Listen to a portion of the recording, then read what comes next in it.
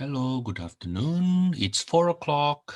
I have nobody yet in this room right now, but that's okay. It's recorded anyway. We will cover two topics today. The first one, Bayes' theorem, and the introduction into confidence interval. Now, let me talk about a little bit about the confidence interval first. Here's the thing. There are four types of confidence interval that we will discuss. That is from chapter 9. The one I will do today is this one here, the first type, confidence interval for mu with sigma known. Now, the thing is, this topic here was in our older edition, our textbook in the older edition, but not in the current edition. So it's not in the textbook we are currently using.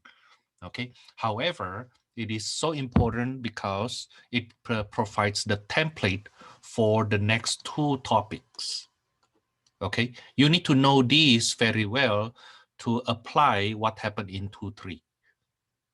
Okay. Otherwise, you will see case number 2 and case number 3 are two separate, not related cases, but they are both of them relates to the first case. Okay, that's why I want to go over that first. Now, once we are good with the first case, then you will see on Monday, we can go over section 2, 3, 4 quite fast, actually.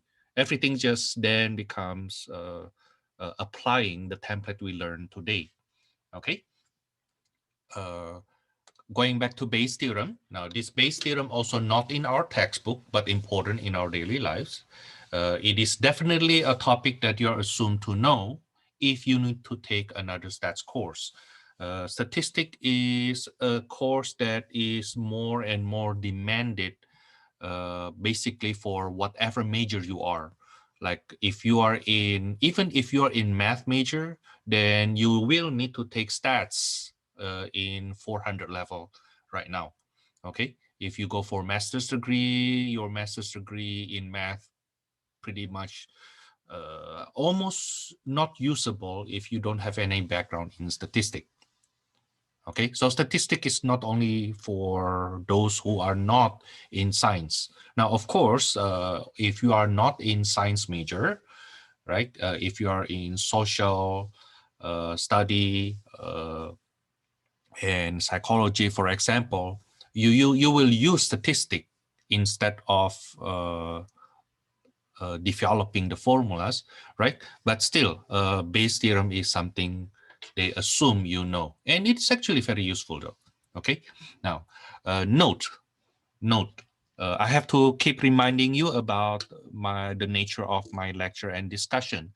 As in my lectures and other discussions, example used here and in any one of my lecture and discussions are hypothetical and are not aimed to support or to go against any point of view. Okay, I am not an instructor. I know some other instructors do, but I don't. I do not use my lecture, my discussion, my lectern, the place where I teach uh, to advance any agenda other than math. That's not me. Okay, I'm not for, like for example, in our example 1 here, okay, we talk about smoking, right? I am not, simply because I use this as an example, I am not saying I'm supporting people who are smoking, nor am I against anybody smoking. Okay, please don't think that way. This is just hypothetical. This is just hypothetical. Now, whatever result we get at the end, see that from the learning point of view only. Okay, do not ever use whatever we learn here, the conclusion from the example we use here, as the true conclusion for our daily life. No, because what? Because the numbers we use are hypothetical. Okay, but if one day, for example, you can use the actual, you can get the actual numbers, then you use the same technique I teach you here and get this conclusion you get using the actual numbers.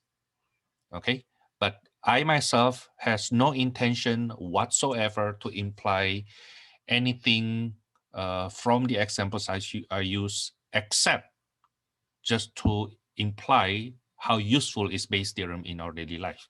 Okay, and I think at the end of this topic later on, I will show you how I use Bayes' theorem to originally not thinking not to get any vaccine, my COVID vaccine, and then suddenly one of the doctor, I went to see a doctor for my eyes, and that doctor actually say something that makes me rethink all my computation, and therefore I get my vaccine. Actually, yesterday I get my second dose of Pfizer. Okay. Am I supporting vaccine right now for COVID vaccine? Yes, but it's for me.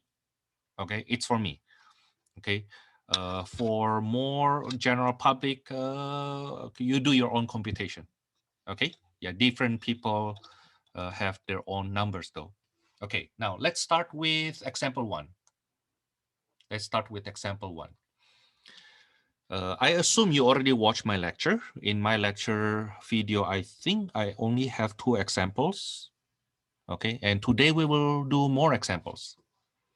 Okay, today we'll do more examples. Example 1. In Wonderland, 40% of adults are males.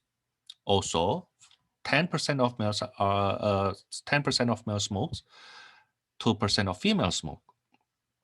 Now, find the probability that a smoker is male.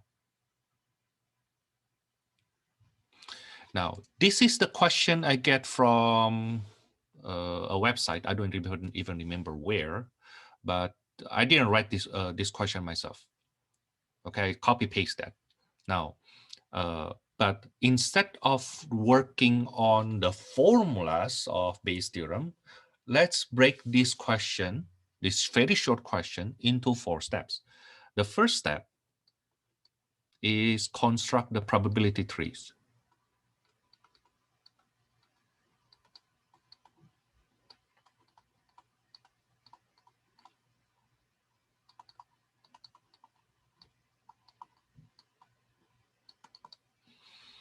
Now, what is a probability tree? That's the third way to describe the probability of events. Remember when we did a probability, we actually described the situation of our situation either using Venn diagram or by contingency table. Do you remember that? Either by Venn diagram or by contingency table.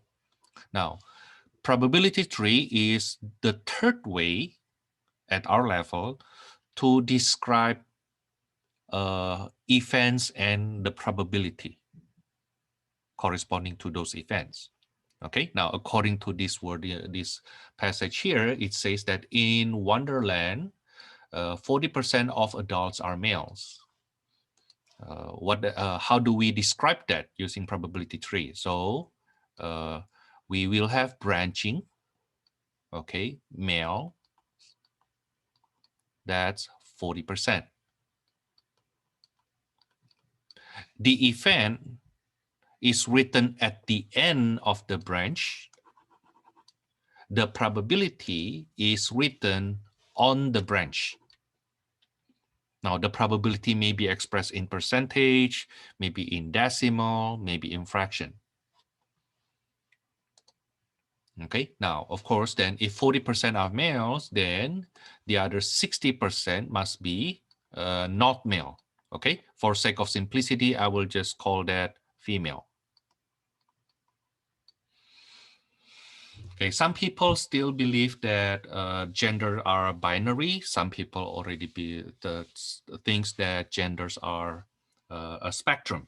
Okay, it's quite difficult for me to describe the statistic part if that the gender is a spectrum. So I will just make it binary. Okay, not because I make it male, female, binary gender, not because that's what I believe. Okay, doesn't matter what I believe actually. Okay, but that's for the purpose of simplifying our lesson. Okay, so if 40% males, then the remaining 60% must be female. Okay, now then the second sentence, 10% of male smokes.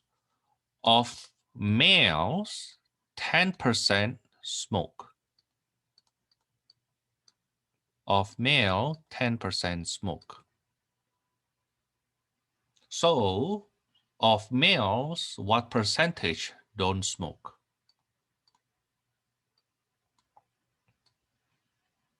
That will be 90%. Every time the probability tree branches, the total probability has to be 100%. The total has to be 1 or 100%.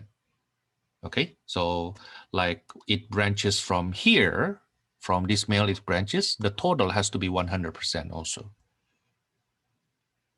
Is it okay? Now, whereas 2% of females smoke.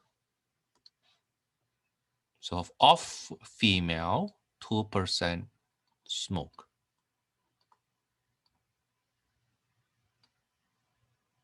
Therefore, what percent don't smoke?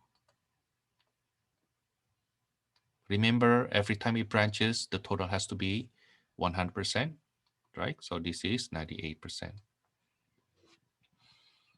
Okay. Notation-wise, when we say 10% of male smoke, is this. The notation is supposed to be proportion or probability smoke.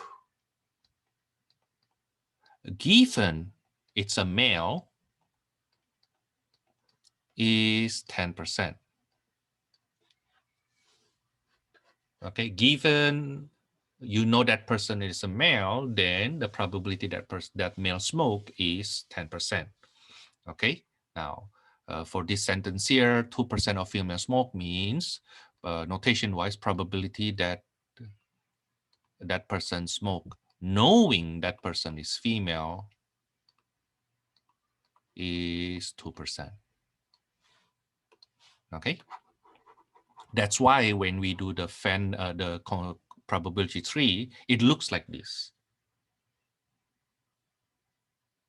Okay, of 100% of males, of all males, 10% of them smoke, which means 90% don't smoke.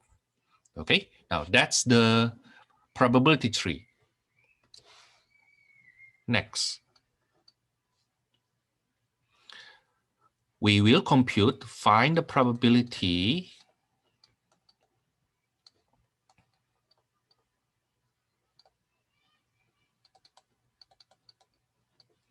of selecting a female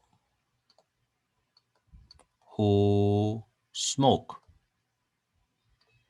Actually, yeah, a female who smoke first.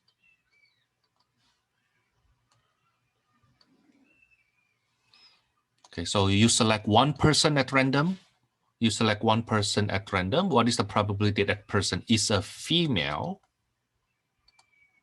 and also smoke?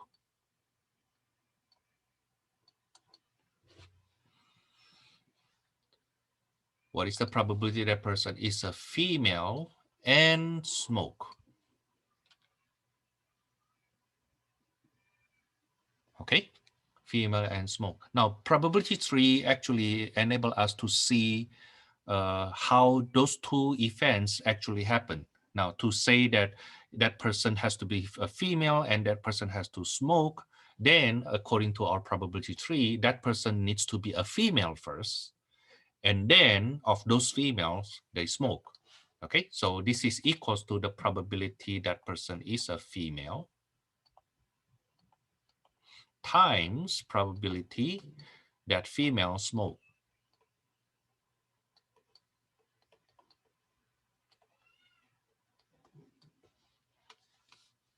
Okay, which will be 60% times 2%. Is it okay? So you see that for us to get a female, we need to get 60%. And from female to get smoke, we multiply by that by 2%.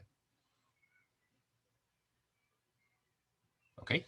Now, before I go on, let me make you aware that this formula is actually not a new formula. This formula is actually an old formula that we have seen at least for the last 1 month. Okay, maybe even more, like maybe 6 weeks already. Yeah, maybe 6 weeks. We have seen this 6 weeks for 6 weeks.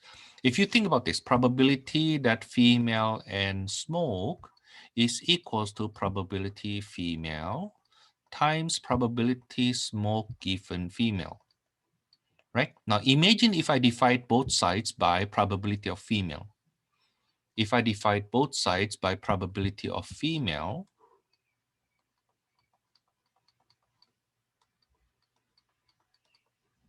then we will end up with probability of female and smoke over probability of female.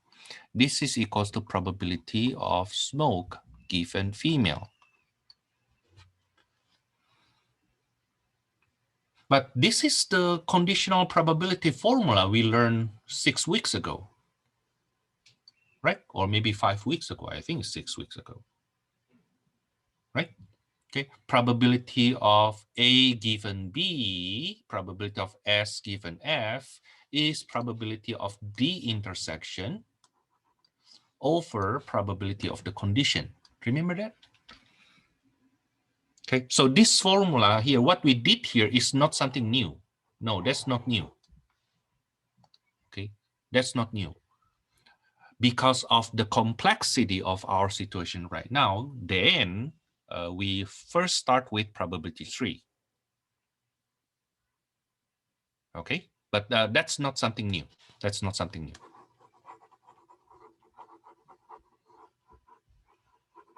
You have seen that formula implicitly many times when I went over my old test also. You know. Okay, now let's go on. Now, how do we multiply percentage? Remember, do not multiply percentages directly. No, don't do that. Change them to decimal first. Okay, so 60% is 0.6. 2% is 0.02. Then we multiply that 0.012. That's the probability of selecting a female who smokes. Now, let me challenge you to try find the probability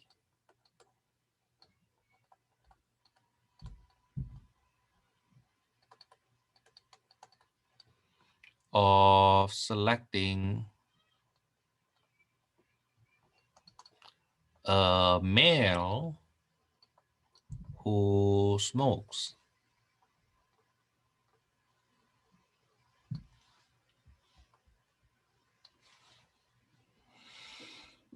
Okay, let me give you maybe 1 minute to try this.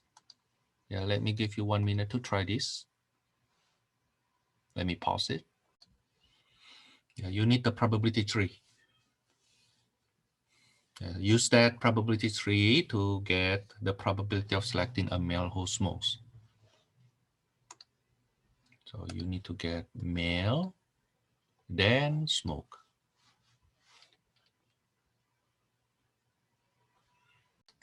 Okay, let's start. So this will be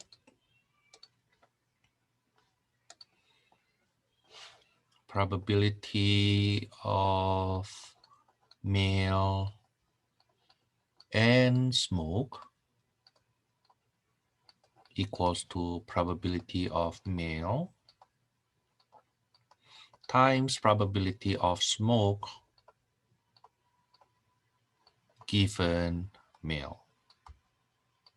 This is our first example, so I write the details first. Okay, in our maybe third example later on, you can skip this.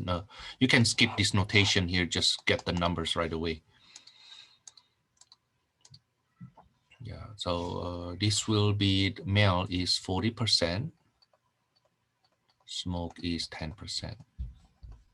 That will be 0.4 times 0.1. That's 0.04.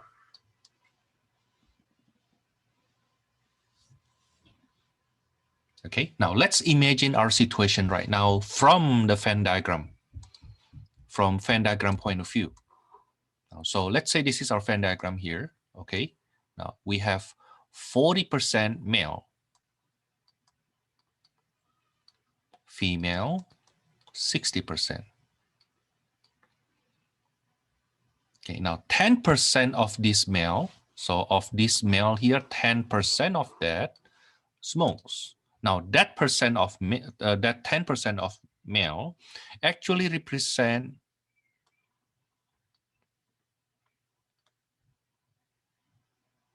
that 10% of male actually present only 4% of the whole population.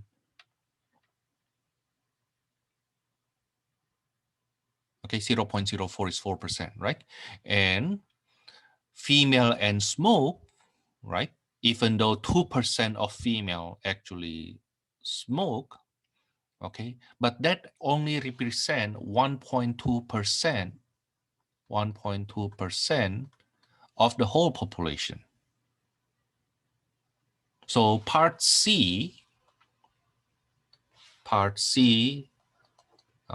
find the probability, or we can also say the proportion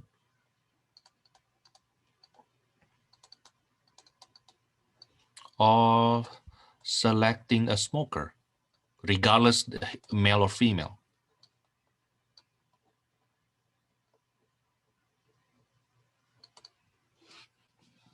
What is the proportion of smokers in our population? Now, again, even though the numbers I use here are hypothetical, but if you can update these numbers, to the realistic numbers, then that will tell you the market of cigarettes. Like if you are a cigarette manufacturer, like Indonesia is one of the big producer of tobacco. Now, then how big is your market? Okay. And even though you will see later on the percentage is not that big, you will see we have only 5.2% of our population. In this case, only 5.2% of our population are smokers. But because there's not a lot of competitors, at least in America, selling cigarettes, then it could be a big market share for you if you become one of the producer. Right now, I'm not saying that I support. I'm not smoking. Okay, I'm not smoking. Okay, but again, my brother is a heavy smoker. My father-in-law, whom I love very much, he is also a smoker. You know, but I have no problem with somebody smoke. Okay, just don't smoke next to my son or my daughter. They're too young. Their lungs too young for that. Okay, but yes, no problem. No, but if you can make money from this point of view, right? Why not, right? Okay, yeah. If you can bring food to the table for your family, then I'm for it. Okay, I'm for it. Now, coming back here, what is the probability of selecting a smoker? Now, the thing is, a smoker, either male and smoke,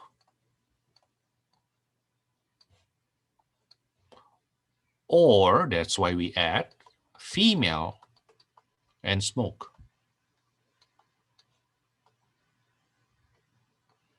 Which we have computed in part B. Those are 0.04 plus 0.012. So we have 0.052.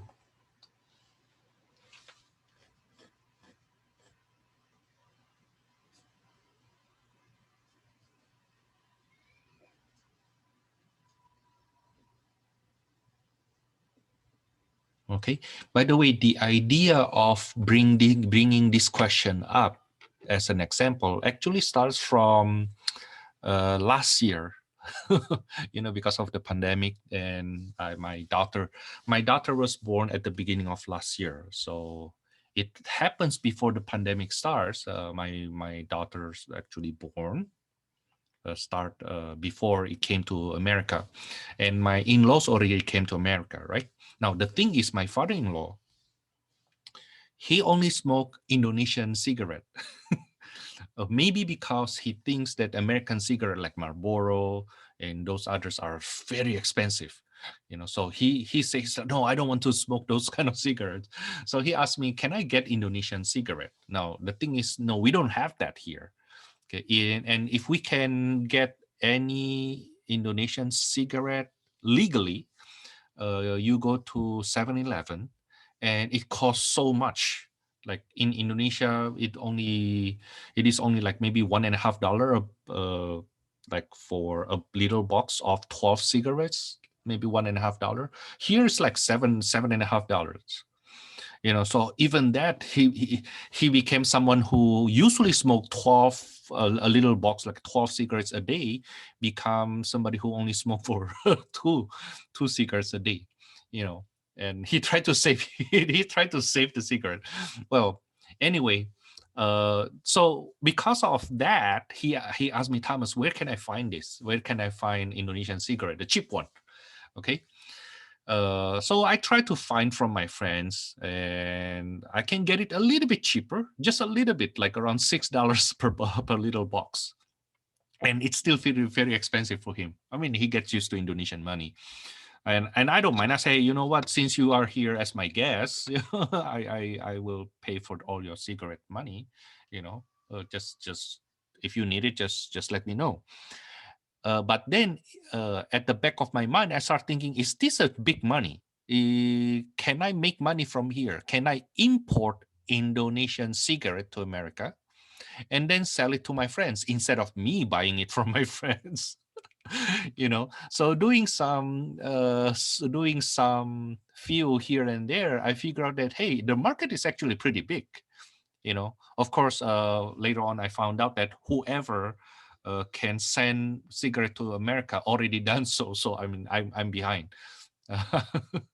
you know but I mean, I'm someone who's like, even though I don't smoke, but if I can make money and I can make money from there, I will just do it. But too bad in this case, I'm behind. There have been enough people uh, importing cigarette to America, either legally or smuggling them in, that that's how they can make that money. I know that the person I purchased the cigarette for my father-in-law actually earned his living just by doing this. Just by doing this. It's like he said that he makes like around $3,000, $4,000 a month, just by getting the cigarette from Indonesia and sell it to Indonesian community in America. Not bad, huh? Anyway, I said, hey, you good for you. You can do that.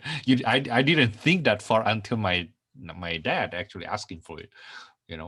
Okay, so but this example has nothing to do with that, except that that's how I start thinking about it. Hey, do we have a big market here for Indonesian cigarette, and I may need to sell them to Indonesian smokers, right? And according to this guy, he said that no, actually half of people who purchase the cigarettes from him actually not Indonesians, simply because it's cheaper and tastes better. So it's better than Marlboro, I was told. But even though it's cheaper, but the quality is actually better than American cigarette. That's why he can sell that well. Interesting, huh? Coming back here, then part D, we can answer the question given by this problem here. Find the probability that a smoker is a male. So you see, it's only 3 sentences. The question only 3 sentences, but the work is actually quite long. Find the probability that a smoker is a male. Okay, so find the probability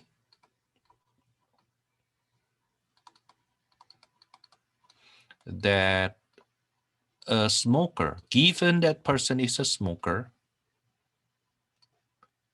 what is the probability that person is a male? Notation wise, find the probability that person is a male given that person is a smoker.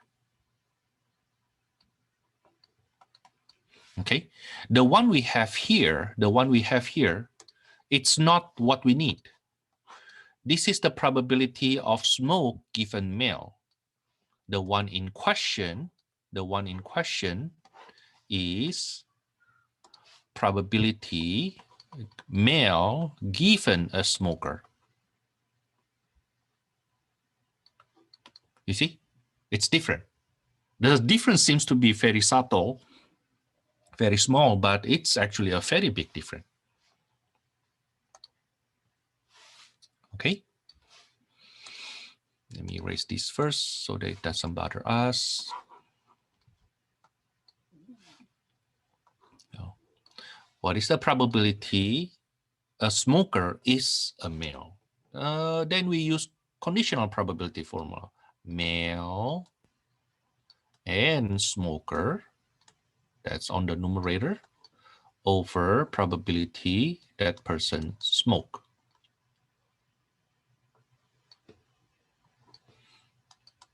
Okay, the probability male and smoke. Notice that that's part of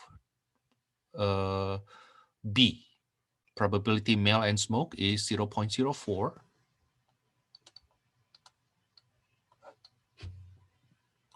Probability smoke is 0.052. Okay, so 40 divided by 52, that's 0.76923. Approximately 77% of those smokers are male. Approximately 77% of smokers are male. Now, do not underestimate this number though. Suppose the numbers here, even though it is clearly hypothetical, but suppose this is the number you get. Hey, you know what? 77% of smokers are male. It means 23% of smokers are female. Then you start thinking, okay, if I manufacture or if I have cigarette factories and I try to sell my cigarette, will I direct that to male or direct that to female? Okay, if your cigarette is a general cigarette, right, no specification, then you will advertise the cigarette that attract male, right? Okay. Now, on the other hand, you may think, hey, you know what? Do we have any other cigarette that specialize for female? Like, for example, I was told that actually most buyers for the mint cigarette, menthol cigarette, are female, for example. Now, if you actually notice that, hey, you know what, menthol cigarette seems to be very good sale in other country, but we don't have that here in America yet. Should I provide that, you know?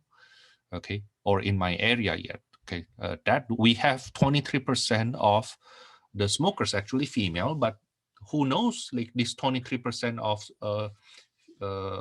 female who smokes actually a big market to make money from, right? You see? Okay, so this number suddenly becomes meaningful in making decision.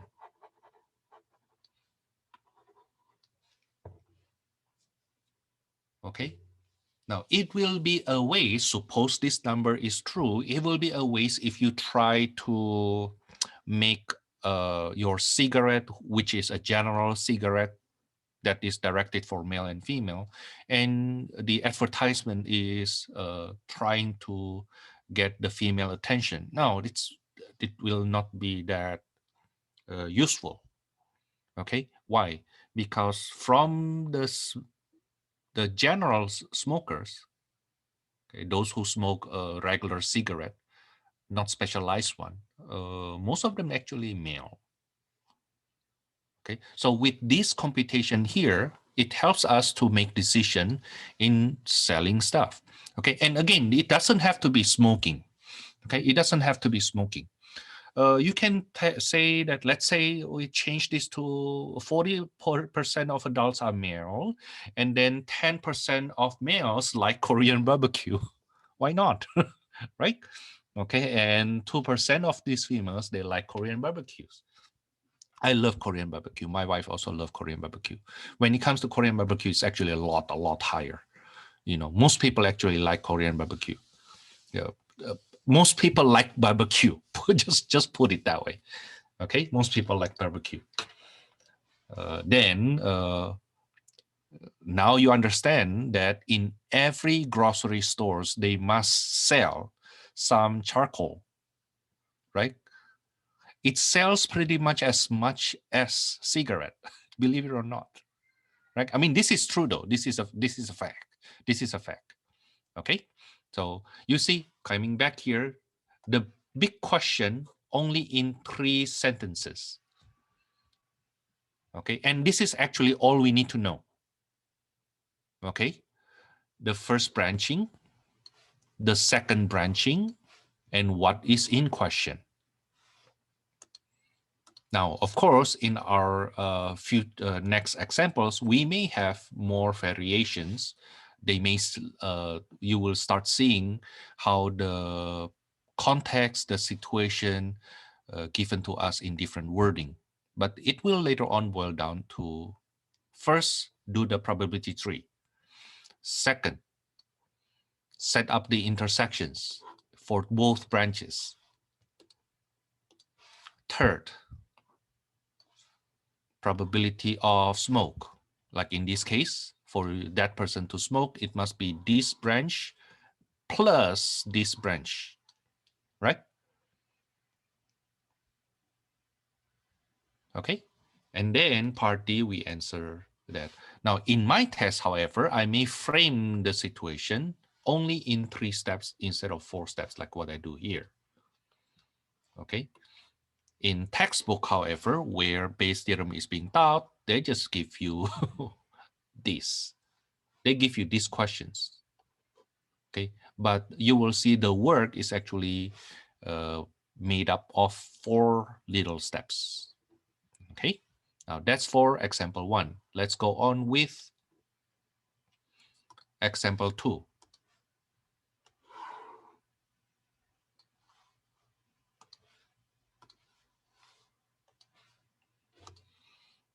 This is my example 2. Random drug testing. Joe is a randomly selected chosen member of a large population in which 3% are heroin users.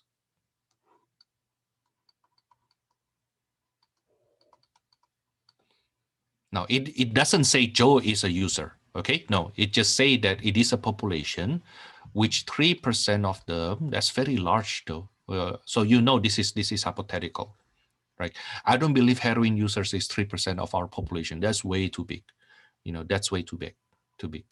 So again, this number is hypothetical. Now, if 3% are heroin users, then 97% of them not heroin users.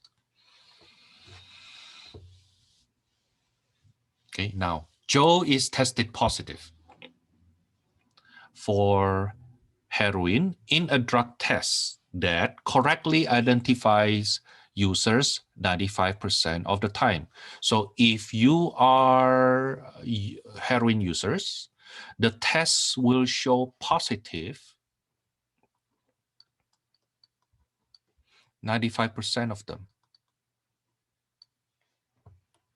and correctly identifies non-users 90% of them. So if you are not a user, it will show negative 90% of them.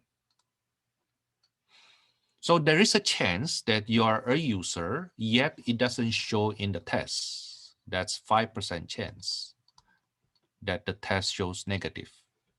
Okay. And if you are not a user, you may get what we call false positive 10% of the time.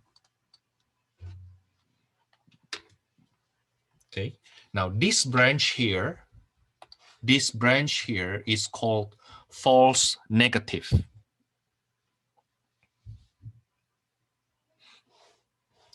This branch here is called false positive. Okay, let me write it as a note. False positive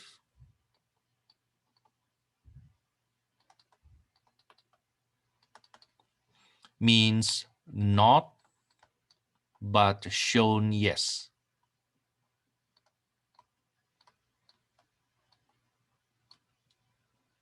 Okay, false positive. The test showed that you are a user, but you are actually not. Okay, now false negative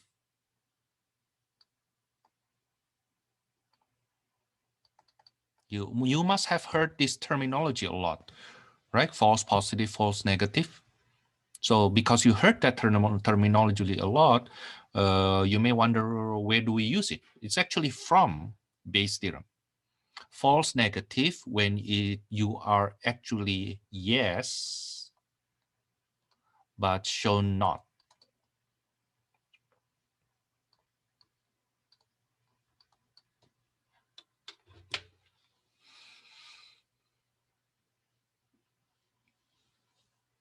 Okay.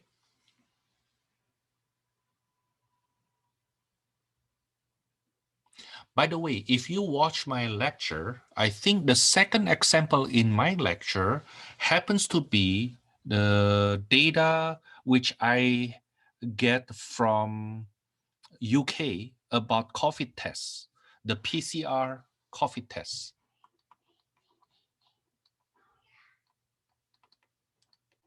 But that was quite early last year, though. I think it was in summer. Yeah, I think those numbers actually from summer. So it was not not that accurate yet.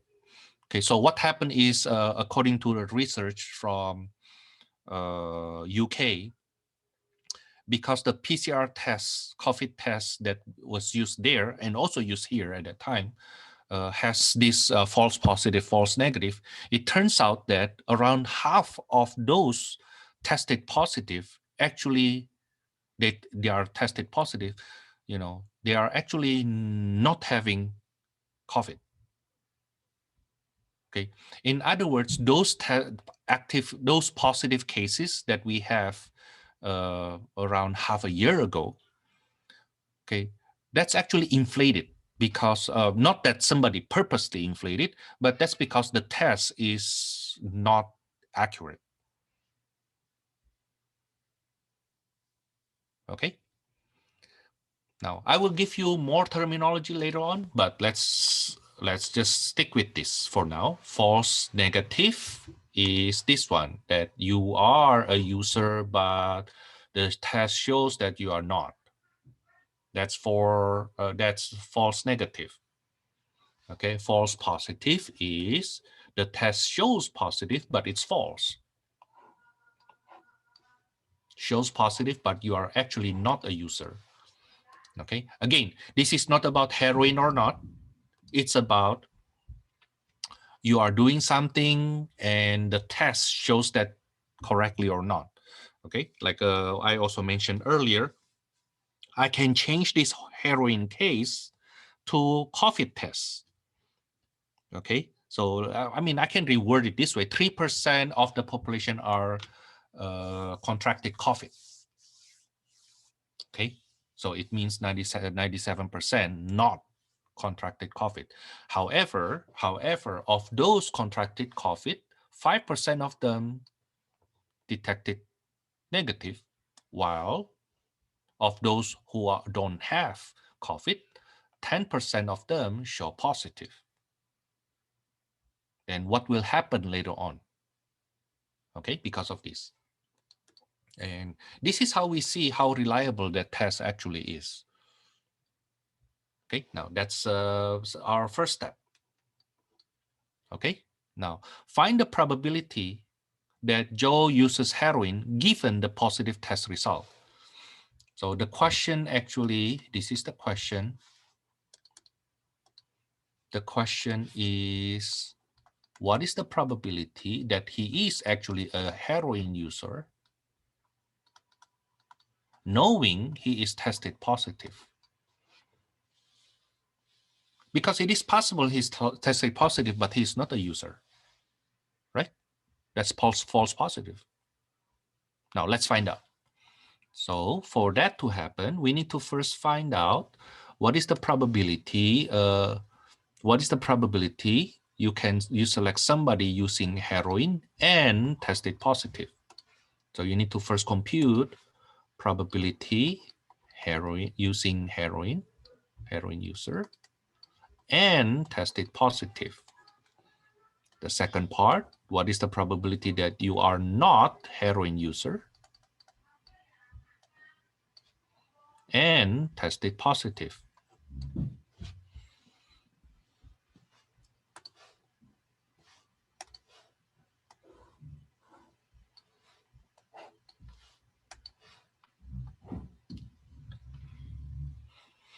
Okay, now heroin user and tested positive, the probability will be 3% times 95%. That's 0.03 times 0.95.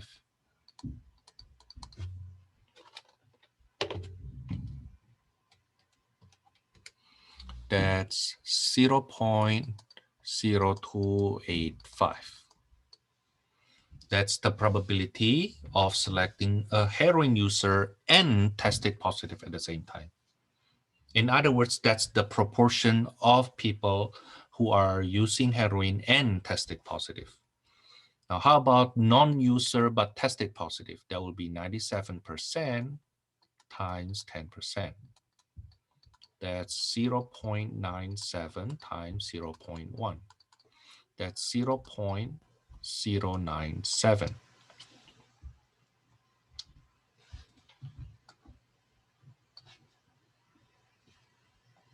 So part C, what is the probability somebody is tested positive, regardless that person is a user or not? And it must be probability that person is a heroin user and tested positive, plus probability that person is not a heroin user and tested positive. That is 0.0285 plus 0.097.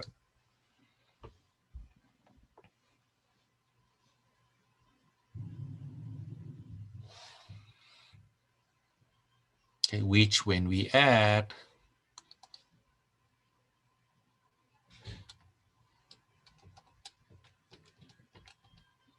we get 0.1255.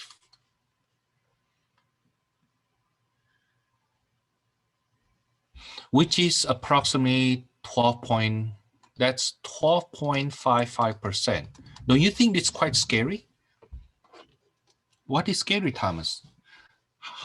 What is the proportion of heroin user in this society, in this community? Only 3% of them actually users, right? But the test, when you use the test, it will show 12.55% of them are user. Like approximately 1/8 of that population will be tested positive, even though only 3% of them are users, actual users. You see how scary it is?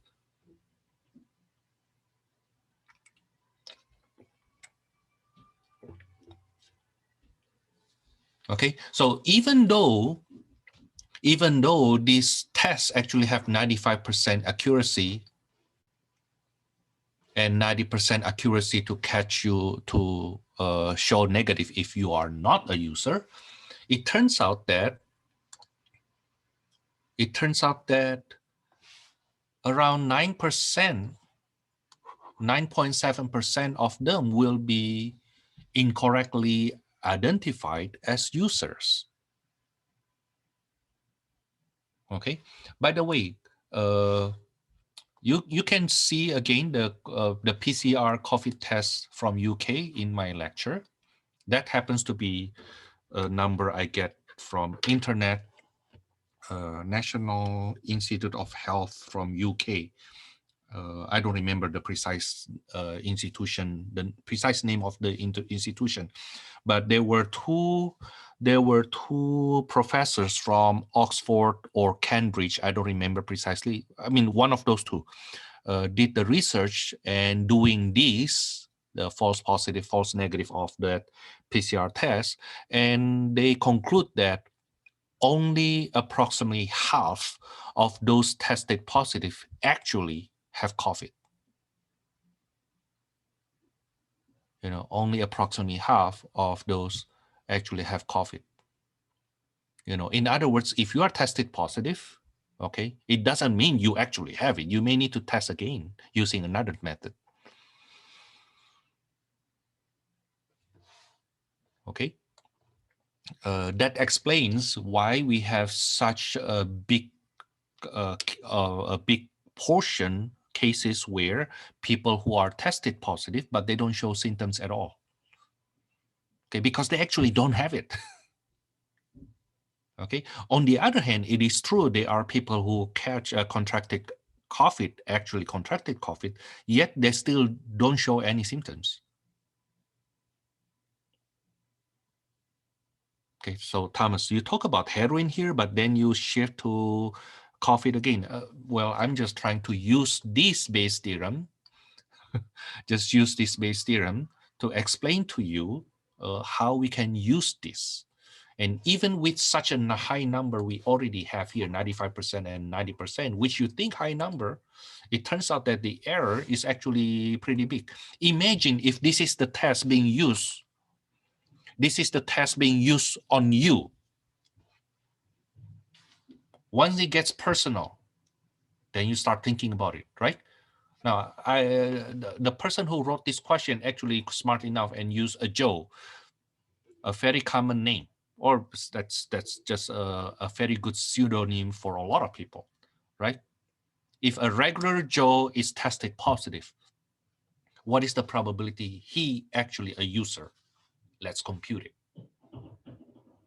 So what is the probability Joe actually a heroin user, given that he is tested positive? That's Joe's case, right? You can change that Joe to Thomas, though. Thomas suddenly randomly stopped somewhere by some people, okay, some police, let's say, and during some traffic stop on Thanksgiving Day, let's say, for example, and suddenly I was tested positive. What is the probability I'm actually a user? I may be drunk at that time, so I cannot defend myself. Okay, then this will be probability of heroin user and tested positive divided by probability tested positive. That is 0.0285 over 0.1255.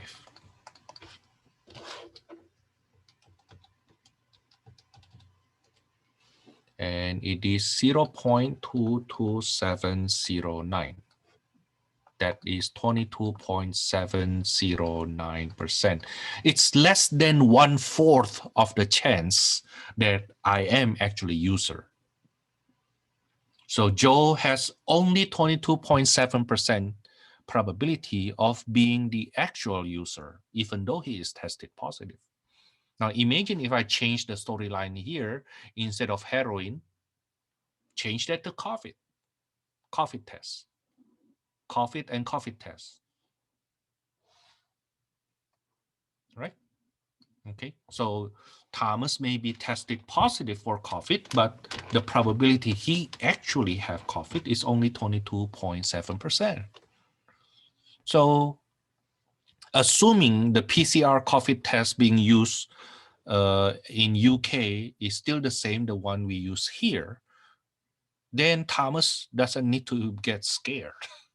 I mean, even if you get COVID, I think right now we know more about this virus much more than last year, right? Okay. Of course, it will be bad. It will be sad if Thomas catch that, but at least from this point of view, I know, say, you know what, I'm tested positive, but I have only 22.7% chance of actually having that COVID. Okay, so that's a good encouragement, right? Okay, and what happened if you actually have COVID, Thomas? Well, we know more about COVID right now and how to take care ourselves compared to last year, right? You see the use of Bayes' theorem only from 2 examples. The third example.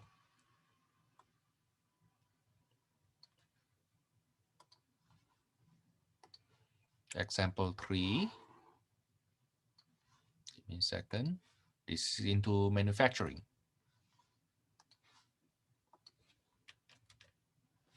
Wire manufactured by a company is tested for strength.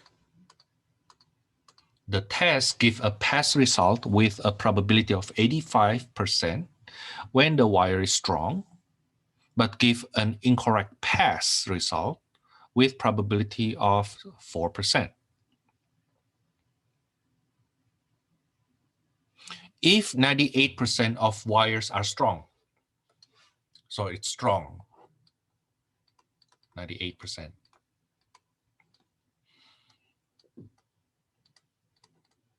Which means not strong, 2%. Right? Remember, every branching is supposed to add up to 100%. Okay, now the test give a pass result with a probability of 85% when the wire is strong. So if the wire is strong, then the test will pass that wire 85% of the chance, 0.85. But give an incorrect pass, you call that false positive. It is not strong, but the system or the test pass it, 0.04%. I mean 0.04 probability.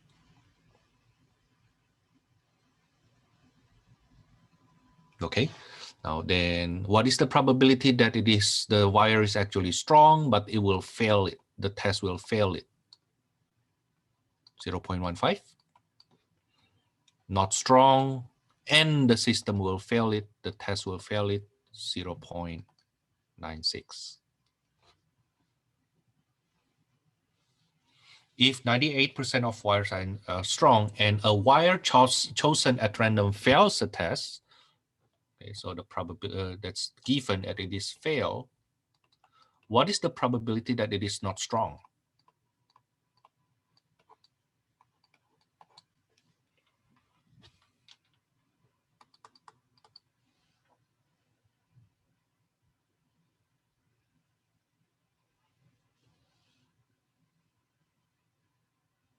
Okay, now we already have the probability tree. Okay, now I'm about to give you a little break together with this work. Now we want to find the probability of, this is our part D later on. Probability that not strong given it fails. Now, so part C, we need to find the probability that the test will fail the wire, right?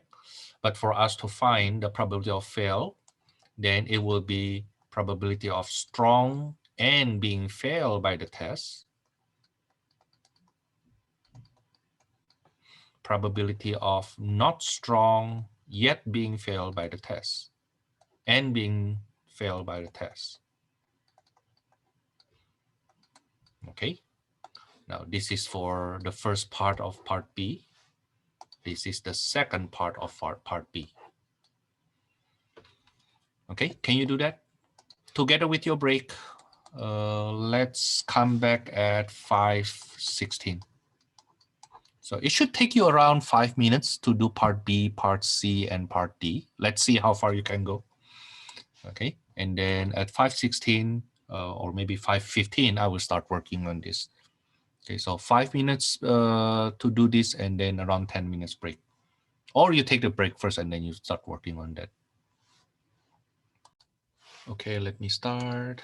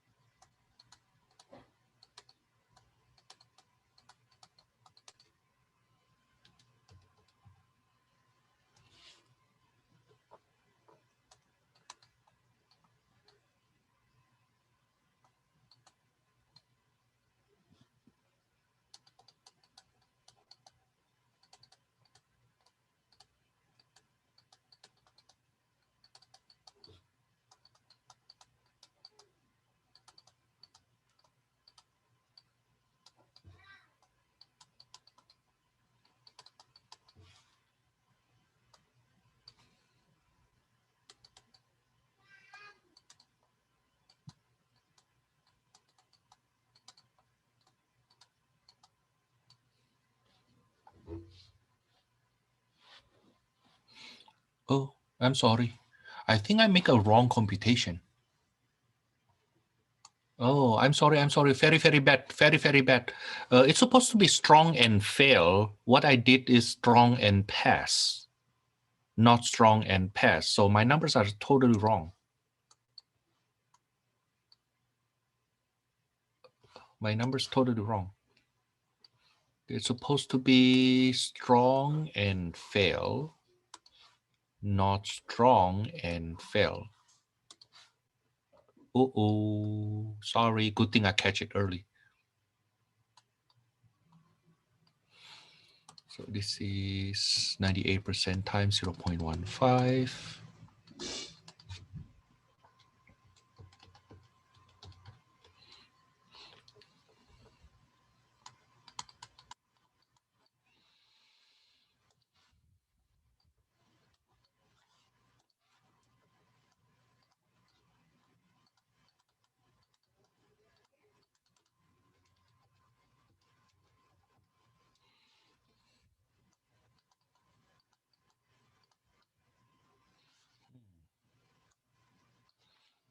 I'm sorry. Good thing I catch that early. Okay, strong and fail is 0.147 plus 0.0192.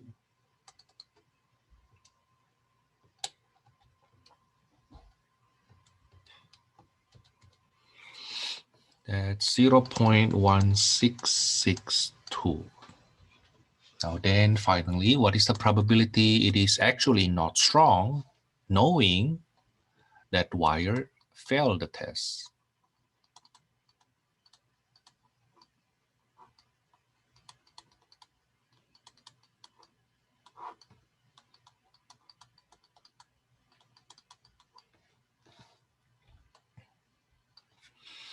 And that will be 0.0192 over 0.1662.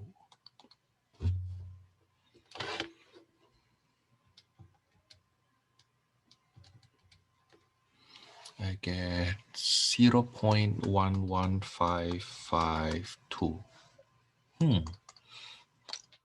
Well, approximately 11-12% of those fail, actually not strong. So approximately around 88% actually strong. But it's better this way though. Like you don't want the weak one actually pass, right?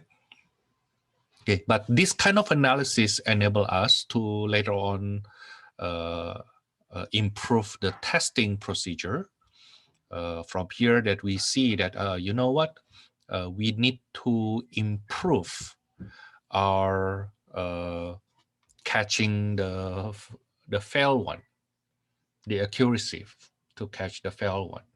Basically, the test should be improved, but improving for which side? Should we pass more or should we fail more? Like that. Okay, now that's for example 3.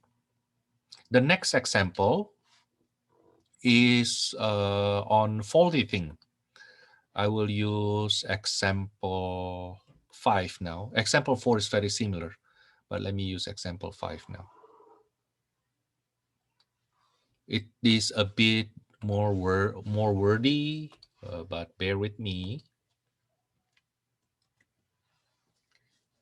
Yeah, example 4 is on faulty product. Example 5 on faulty product again. An aircraft emergency locator transmitter, ELT. I think they also call that black box. It's a device designed to no, I'm sorry. It's not black box. That's just ELT.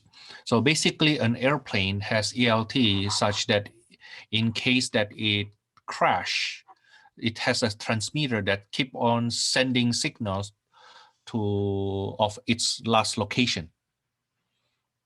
Okay, now that ELT, as far as I know, is part of the black box, but it's not black box itself. Okay, black box has other more informations beside the emergency locator transmitter.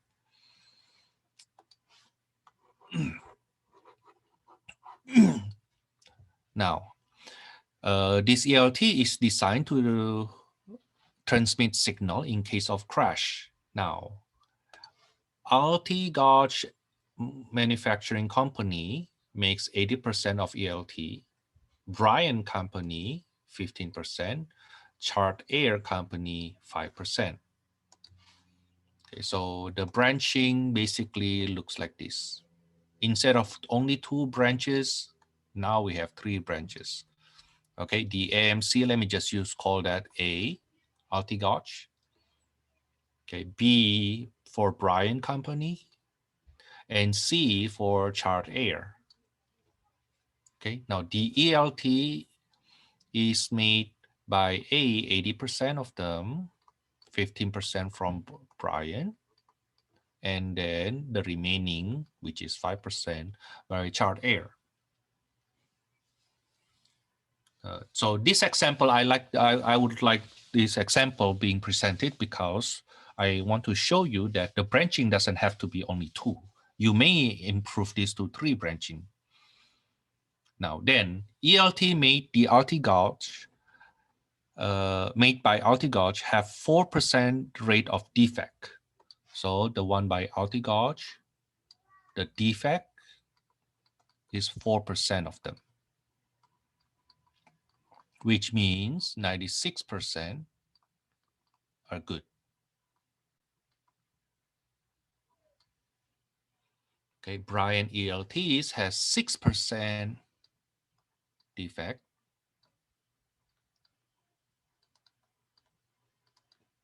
which means 94% of them are good.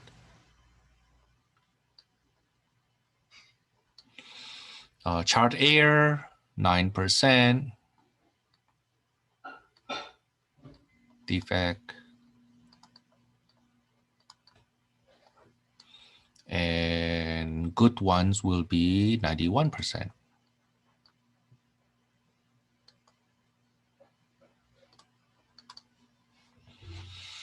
Okay, now if a randomly selected ELT is tested and found to be defective, find the probability that it was made by company A. So the question is basically find the probabilities made by company A given that it is defect. Okay, now that's our part A here already done. Part B. Part B. We need to get all the defect first. Okay, probability that it is A and defect. Probability is B and defect. Probability that it is C and defect. Okay, now then according to our plan, part C will be probability that we randomly select a defect. And finally, part D will be probability that it is from A, knowing it is defect.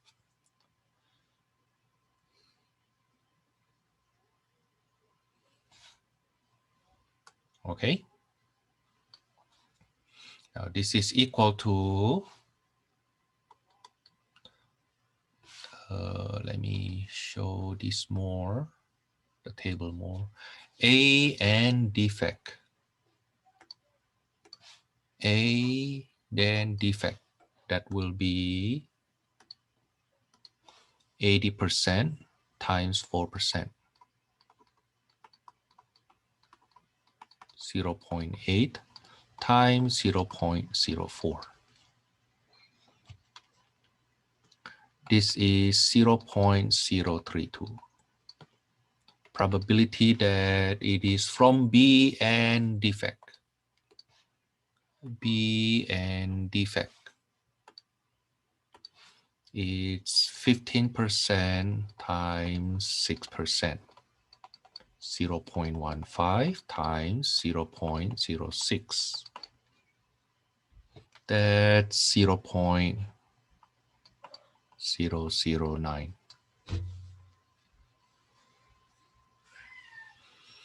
Probability C and defect will be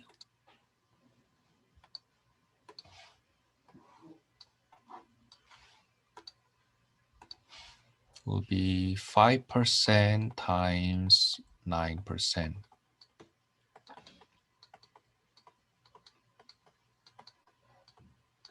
That's 0.0045.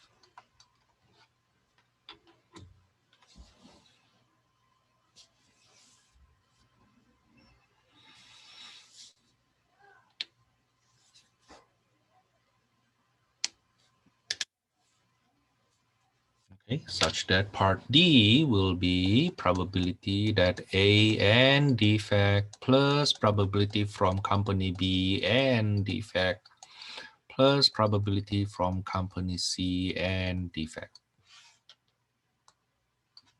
This will be 0.032 plus 0.009 plus 0.0045.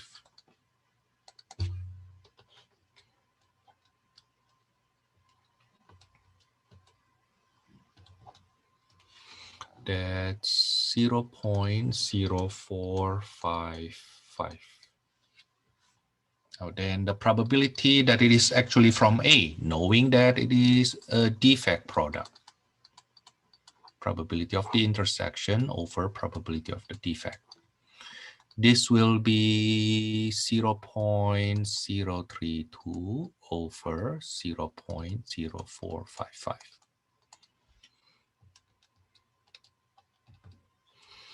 That is 70% chance, 0.70330.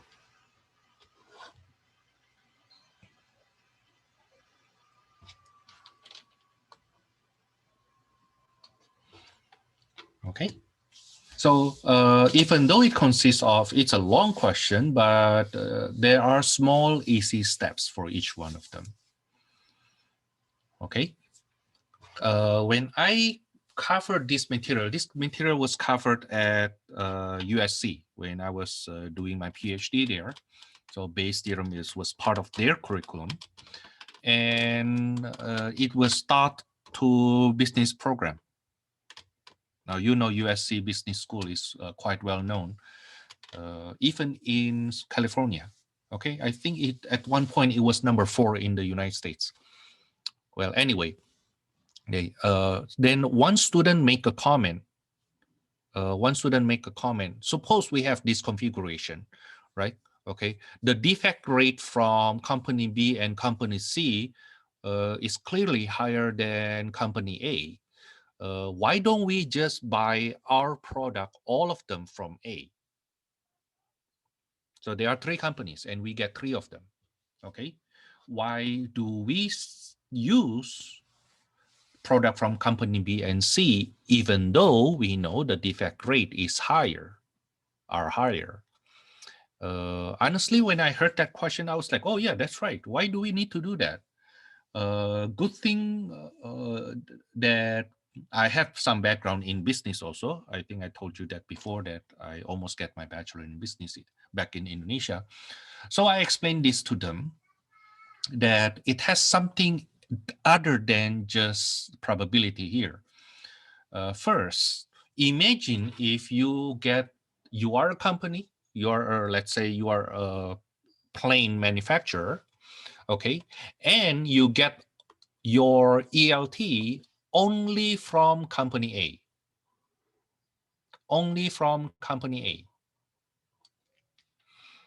You know what can happen? If you buy all your component, one specific component of your aircraft, or whatever you produce, you buy it only from one company. You are being supplied one of your ingredient only supplied by one company. What happened then is the survival of your company will depend only on company A. In this case, that's one.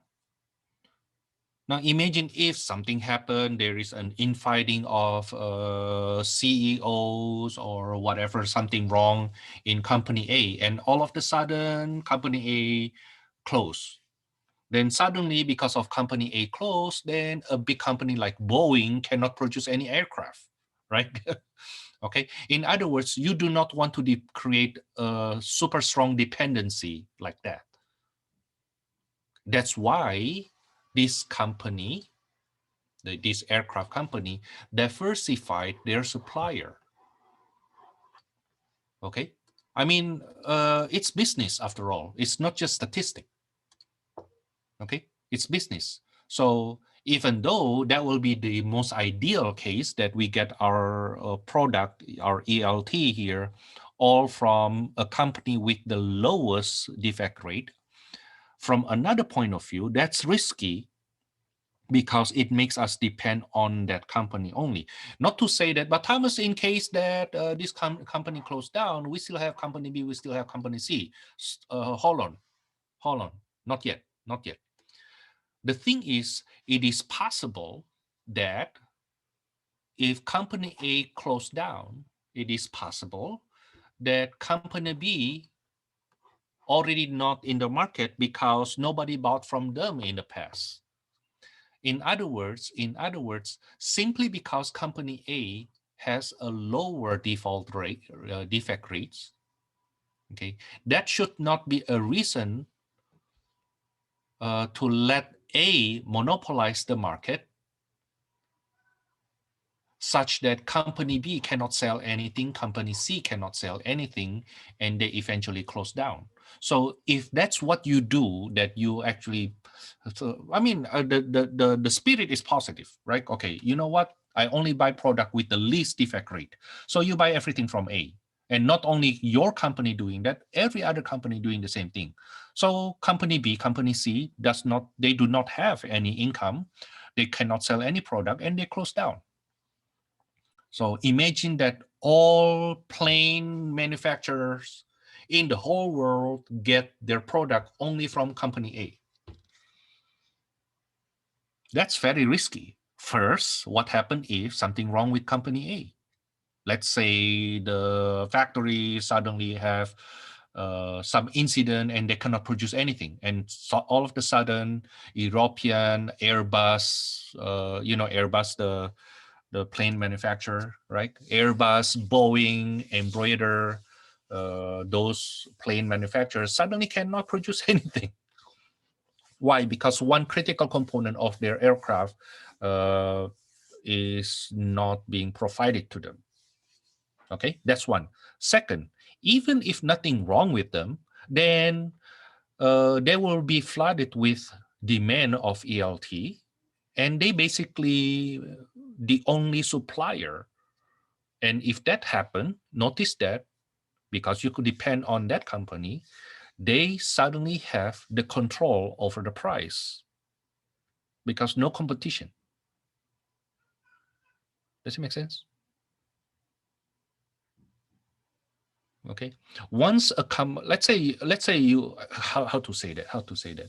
It's like it's kind of like a human nature though. If I know that my wife depend 100% on me, there is a chance that I actually quote unquote abuse her mentally.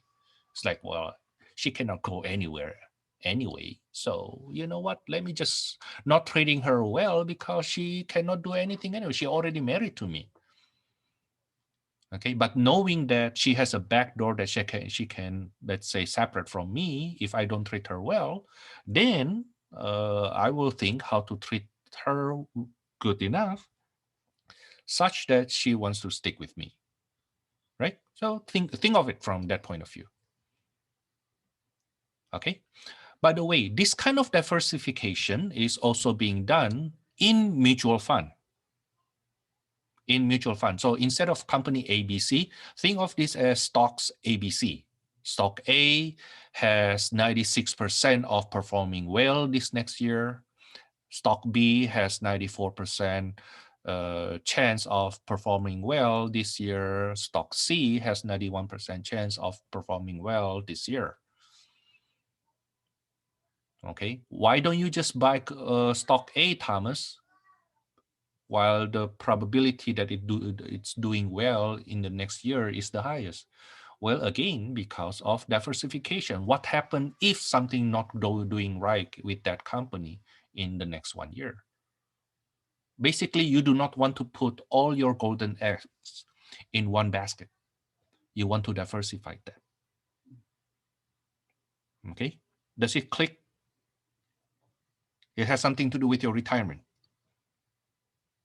Okay, you don't want to put all your retirement into one place. Okay, like for example, you do not want to depend only on Social Security for your retirement. You know it's not dependable, right? I myself, as an instructor, we have retirement system which is outside of Social Security. It's called CalSTRS. I think STRS. No. CTRS, maybe CalSTRS. We call it CalSTRS. Okay, and it is outside of Social Security. Okay, in fact, instructors like me, we don't pay into Social Security. We pay into CalSTRS. Okay, but I do not want to depend on that only. Okay, what happened if the money manager, the fund managers, they're not doing well, right? Miscompute here and there, which happened like around 10 years ago or 8 years ago. They miscompute something and we are down by 8%. You know, I mean, it is possible that something goes wrong anyway, not because of their fault, right? Okay, so beside that, what do? Well, I also purchase a house and pay into my house, my mortgage. Okay, you can say that that's my retirement in this house, right? Okay, and beside that, I have other things that I invest into on my own.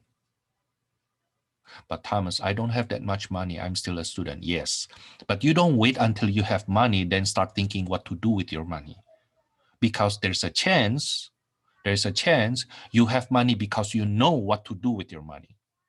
Okay, don't wait until you have money to think about this. Instead, think that this is how you will make money. Okay. And I have full-time job at West LA College. Okay, but I also teach part-time at Santa Monica and at East LA College. Now you can see this is actually part of my diversification, right? So again, even though we went over only 4 examples plus 2 examples from my lecture videos, you see that it is actually touch basically almost all aspect of your life. Okay, almost all aspect of your life. Okay, I think I will stop here for the base theorem. I will stop here for the Bayes theorem. Let me go on to, oh, you know what? Last week, I remember, let me give you my, let's see what the discussion board from last week. From Monday, I meant. From Monday, I believe I post, let me close this one. On Monday, I post a handout, I believe.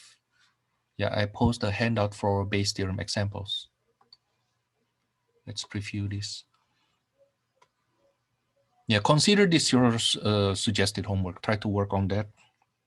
And let me know if you have any question. I hope this is different examples. Oh, this is actually exactly the same one. Okay, so let me post a new one then. Let me see. Good thing I checked. So that I want to give you something to work on. Give me a second. Okay, give me a second.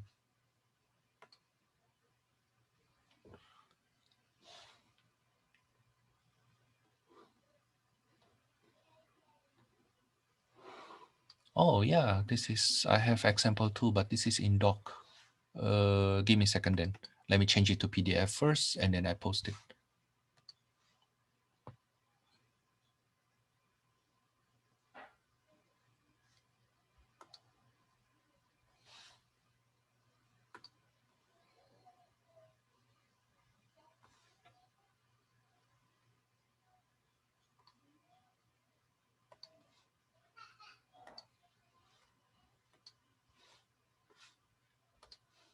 So let me post it here.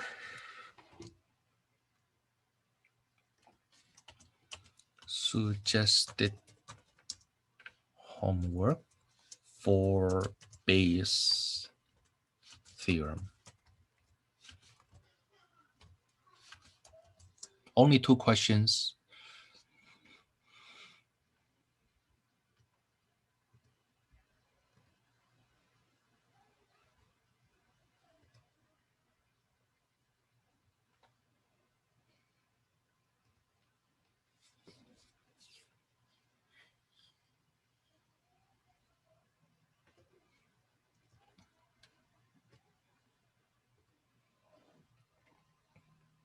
Okay, please try to work on it and feel free to ask me question from here or from anywhere during my office hour. My office hours start from 3 o'clock to 4 o'clock though. Okay, of course, feel free to ask me questions by email first. Okay, and if my explanation is not clear, then let me know if you want to see me during my office hour. But after all, I mean, I will be in my office hour. Just go to Zoom from 3 o'clock, between 3 o'clock to 4 o'clock, the same Zoom link. Okay, let's start this confidence interval. There will be 4 types of confidence intervals to discuss in this chapter. It's chapter 9. Okay, but I will go over, today I will go over the first one, which is not in our textbook. Okay, but it provides a very good template on what we will do for 9.2. So this is 9.2, this is section 9.2, this is section 9.1, and this is section 9.3. Okay, so let's start with the template first.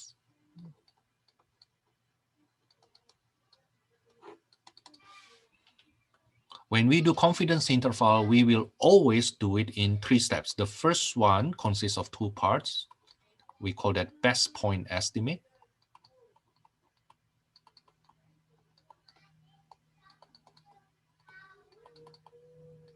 I think I need to clarify that this is for case number 1. So this is confidence interval for population mean with population standard deviation known.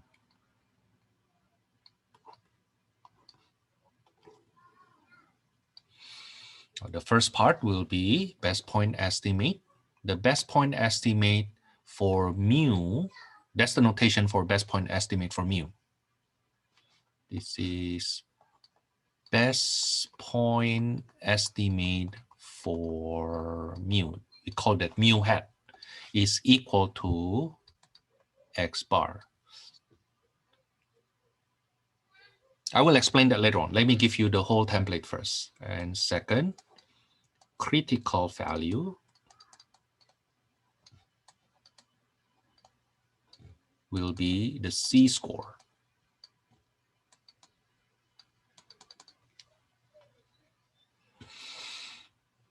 The second step, margin of error,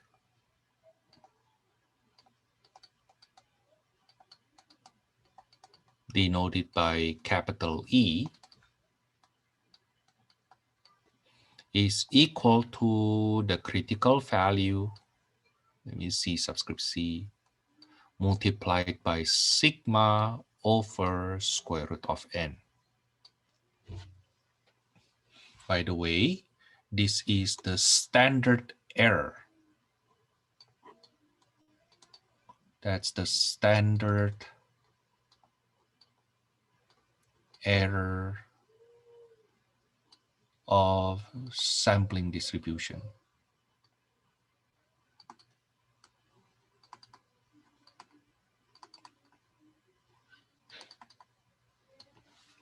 And finally, the last step will be the declaration, confidence interval for mu,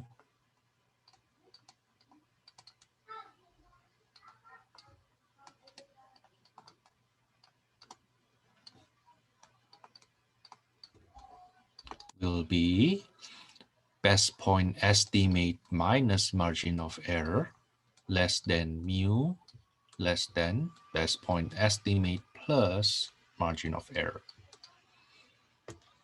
Okay, so when we do confidence interval for mu with sigma known, it will always consist of 3 steps. The first step has 2 parts. The second step is computation. The third step actually also consists of 2 parts. We call this declaration.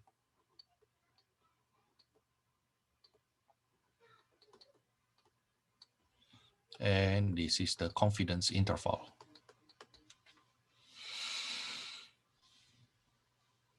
Now, I will explain this topic by topic. First one, 1A. What is best point estimate?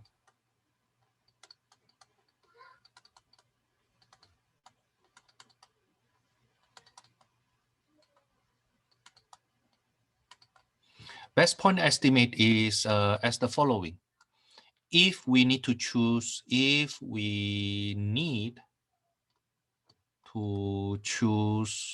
only one number,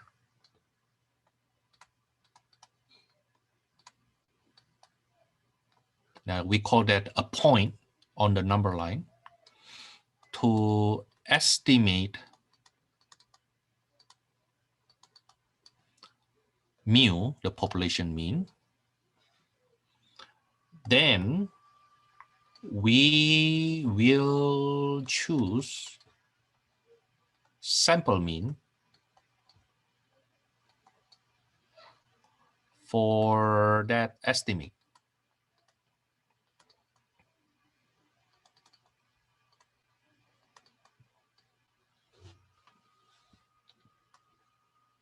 Okay, suppose for example,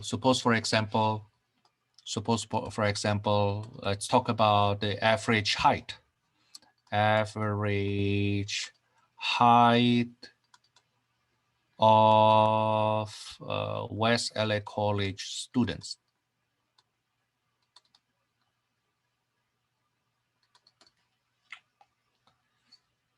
Okay, suppose we want to estimate the average height of all West LA College students mu. Okay, but instead of measuring everybody's height, we actually get a sample of, let's say, 40 students. And we find out that the height, the average height is, let's say, 65 inches. Okay, so from 40 students, you find out that the average height, the sample mean of 40 students is 65.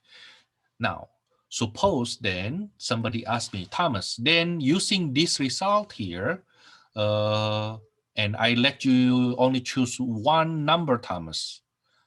If I give you a chance to choose only one number to represent the average height of all West LA College students, what number will you choose? And if I have to choose only one number, which is very likely wrong, okay, very likely is wrong, okay, then that number is 65 inches. But Thomas, you know it's very likely wrong. Why do you choose that? Because even though it's very likely wrong, it is more likely wrong if I choose other number. Okay, the sample mean is 65, right? Okay, so where will my mu be?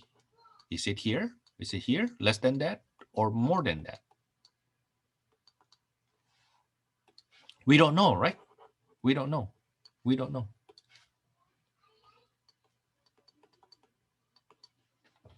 Okay, can be less than 65, can be more than 65.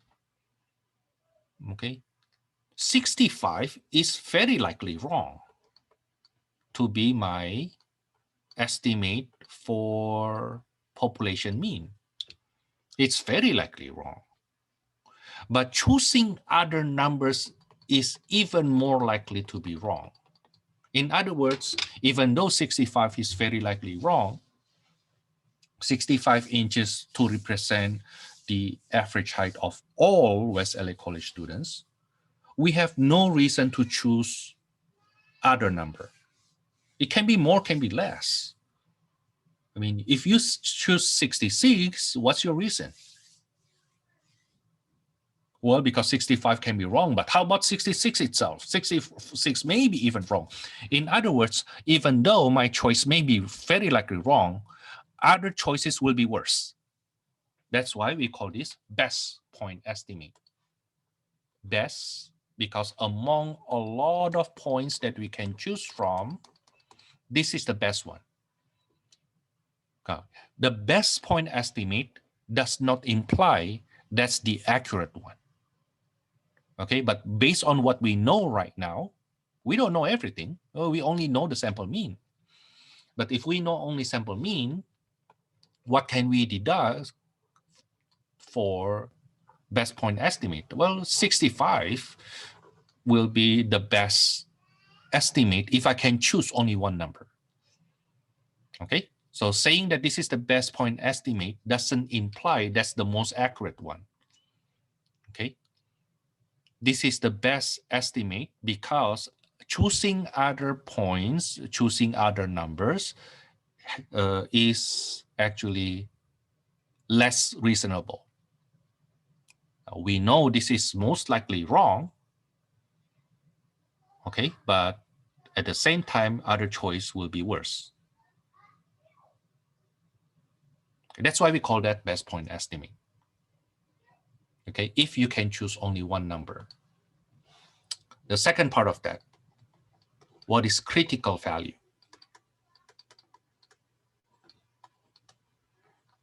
Now, to discuss critical value, let's talk about confidence level first. Confidence level. Now, suppose we say the most common confidence level in this course is 95%. Now, suppose we say confidence level 95%. What does it mean? It means later on, we will create an interval. We will create interval such that the mu has 95% chance to be in the interval we create. Okay, the way I say it will be criticized by a lot of people. Okay, the infighting with what I just said, you don't need to worry about that. But let's just say that we will create a confidence, an interval that 95% of the time, the actual mu is inside the interval I create. Okay, now remember best point estimate that we get earlier, right? That's the X bar, right? Okay, now we want to create an interval centered at that best point estimate. Okay, now we will move to the right and to the left. Okay, so therefore we create an interval such that we have 95% chance to be correct. Okay, to be more precise, our procedure will give us an interval containing mu 95% of the time based on this procedure. Okay, the 95% confident is based on the procedure. Okay, we have 95% confidence on the procedure that it will give us the mu in this interval 95% of the time. Now, from this 95% confidence level, we will find the critical value. In this case, we will use C-score. If the sigma is known, right? If the sigma is known, then we will use C-score. Okay, we will use C-score. Now, we want to find this C-score here. When we say in confidence level, 95% means the area of that standard normal curve in the middle is 95%, which means the remaining 5% will be shared by two tails. The remaining 5% will be shared by the right tail, 2.5%, the left tail, 2.5%. Are you with me?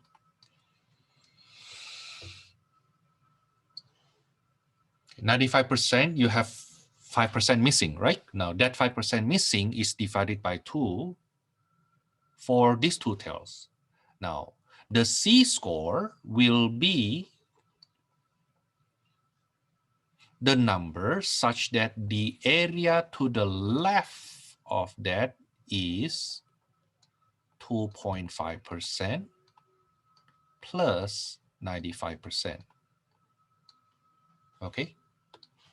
The area to the left is 95 plus 2.5.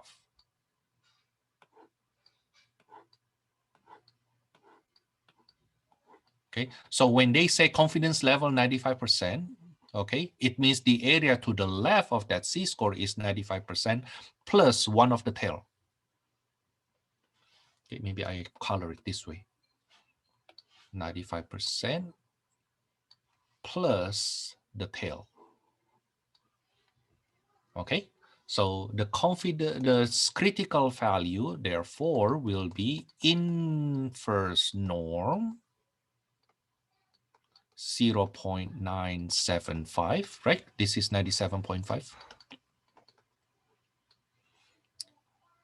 The mean is 0, standard deviation is 1. Now then you can use your calculator to compute that. That is Z equals to 1.95996. Okay, so for confidence level 95%, if we want to estimate the mu with sigma known, the C-score will be this number.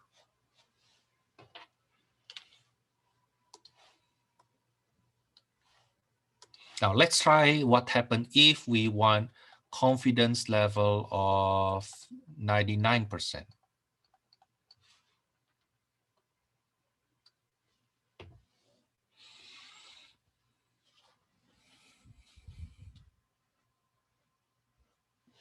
I'll draw the standard normal distribution such that the area in the middle is 99%. Okay. Now we need to find this C-score. Now how do we find it? The area in the middle is 99%. The missing 1% will be shared by two tails. So each tail will be only 0.5%.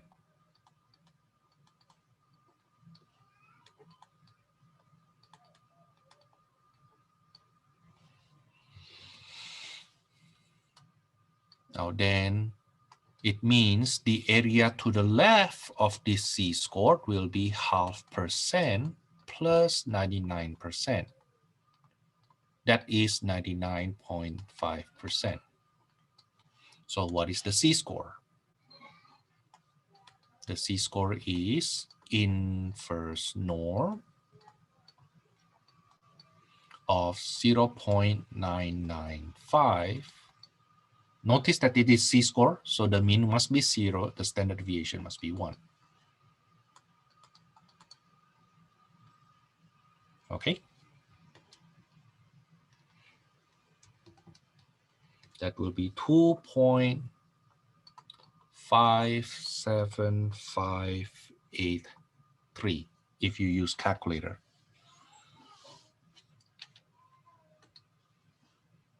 Now, using these two examples, let me ask you to replicate. Find the C-score, the critical value, for confidence level 90%. Find the C-score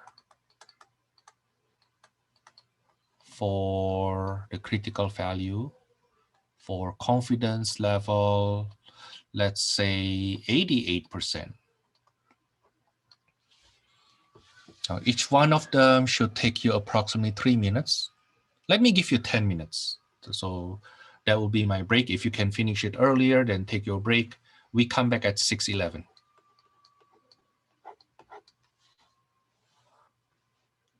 Recorded.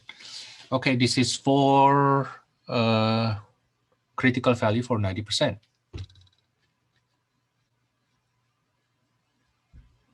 Okay, so you sketch the standard normal distribution first and then put 90% in the middle. Now the remaining 10% will be shared by two tails such that the area to the left of the C-score we are looking for will be 5% plus 90%.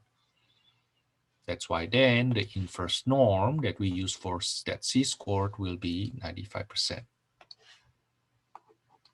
Okay, that gives us the C-score 1.64485. Now let's do it one more time before we do the big story. Okay. To be honest with you, the crucial part is only step 1. Step 2 is applying formula. Step 3, applying formula. Okay, find critical value for confidence level at 88%. It means the area in the middle is 88%. Okay, you will see that the lower the confidence level, the smaller the critical value. You will see that, okay? The lower the confidence level, the smaller the critical value. It's like when you play soccer, right? Okay. Now, and let's say that's your goal. That's your goal. Okay. If Thomas the one kicking that, the probability that it will get into the goal, of course, will be higher if you actually enlarge the goal, make the goal wider, right? Okay. In other words, if the goal is actually very small, very narrow, my confidence that I can kick the ball into that goal is a lot smaller compared to a wider goal. Does it make sense? Okay. So the smaller the confidence level, the narrower the confidence interval we get later on. Let's come back here. 88% in the middle means the remaining 12% will be shared by two tail. 12% divided by 2, 6% each tail. So the C-score has area to the left, 6%, plus 88%, which is 94%. So the C-score is inverse norm. The critical value is inverse norm 0.94, 0 for the mean, 1 for standard deviation.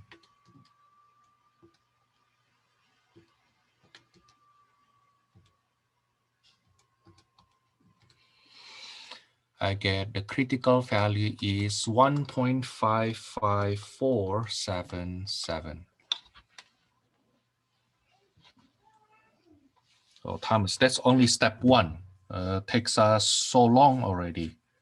Do we have enough time to finish it? Oh, yes, we have more than enough time.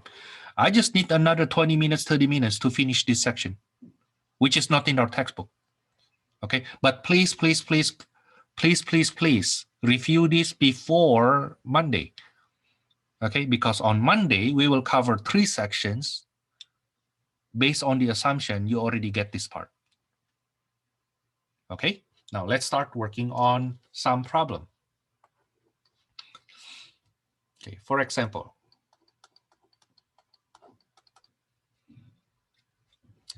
let's say sample size is 30. The sample mean is, let's say, 60 inches. With population standard deviation is known to be 2.5. Let's say we want to find confidence interval. We want to construct 95% confidence interval for mu, which is the population average of the height of all West LA College students. Okay, the average height of all West LA College students. Now, we sampled 30 students, and we found out that the mean of this sample mean is 60 inches. Okay, but we know the standard deviation of the heights is 2.5 inches. Now, then can we construct confidence interval for this population mean of the height of all West LA College students? Step 1, best point estimate. The best point estimate is X bar.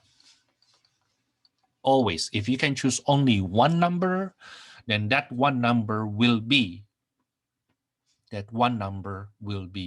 your sample mean. By the way, this is based on the procedure here. This procedure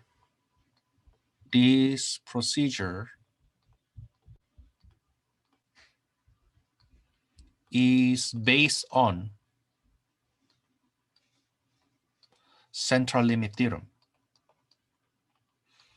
which says the following: if X is normally distributed with mean and variance sigma squared, then the sample mean will also be normally distributed with mean the same mean and variance the same variance divided by n.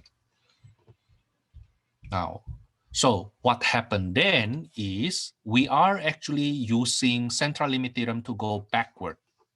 Based on the sample we have, let's say you have the sample mean of 60, what can you say about the population mean of the original distribution?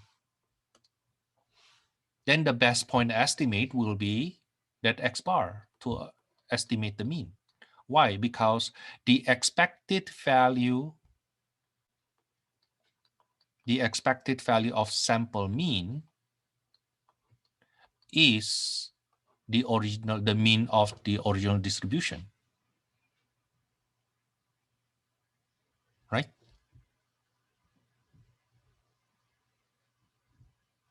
That's the reason behind that becomes our best point estimate. Okay, and because it is normally distributed, that's why we use standard normal distribution. Okay, so the critical value Z is equal to, let me use C subscript C. The confidence level is 95% such that the area in the middle is 95%. The area of each tail is 2.5%. Okay, so the critical value will be inverse norm 0.975, 0.1. That's the area to the left of that critical value, which consists of the 95%, the confidence level, plus one of the tail.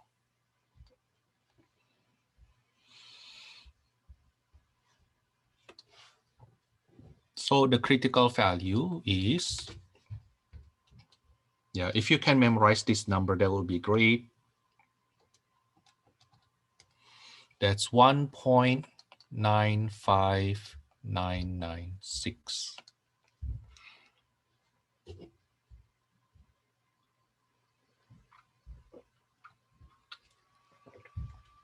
Okay, second, how about the margin of error E? Margin of error E is equal to the critical value times population standard deviation over square root of the sample size.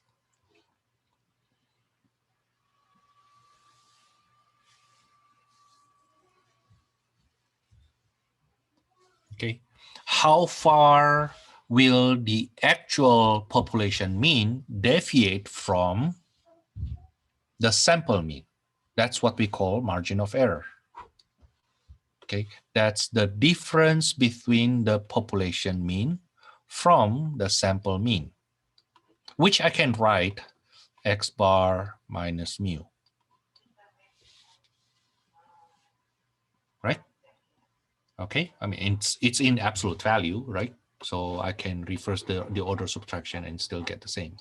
And that is equal to, margin of error is equal to the critical value you get in part A, part 1, times the population standard deviation over square root of the sample size. 1.95996 times 2.5 divided by square root of 30. That is 0.89460.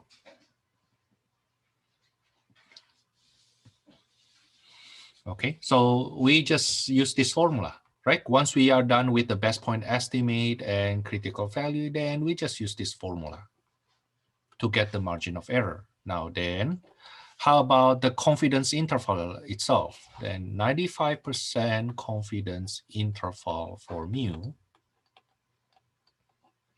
It is basically the sample mean subtracted by margin of error and adding margin of error. So this is x bar minus margin of error, best point estimate minus margin of error. That's the lower bound. The upper bound will be best point estimate plus margin of error. That will be the confidence interval. Now for step 3, you always want to declare first. So always write that down. Okay, always write it down. Confidence interval for mu. Then you do the computation. That will be 60, that's the x bar. Let me write down the pattern first. That will be x bar, best point estimate minus margin of error, less than mu, less than best point estimate plus margin of error. That's the pattern.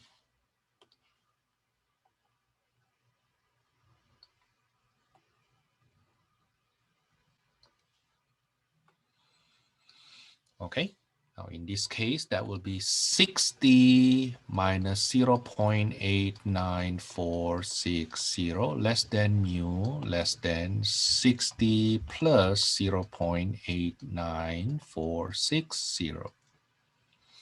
That will be 59.10540 less than mu less than 60.89460.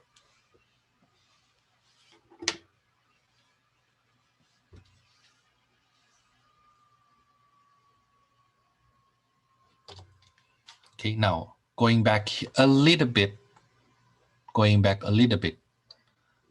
if you don't learn statistic, this question will be so hard to answer. Okay, you know the sample mean is 60.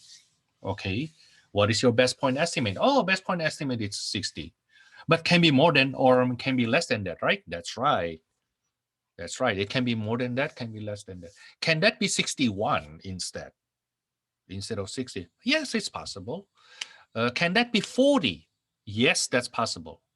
But so it can be anything. It can be anything, and this information is meaningless for us. If you don't learn statistic, that will be the case. But what we are learning here is this. We make use of the standard deviation.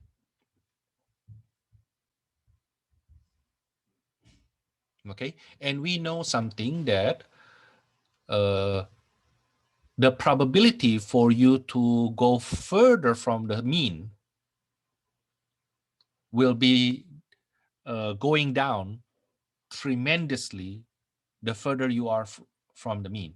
So it is not that the probability for you to be one standard deviation away from the mean is the same to the probability for you to be two standard deviation away from the mean. No. Okay, the probability for you to be 40, which is many standard deviation below the mean. Okay, the mean is 60, right?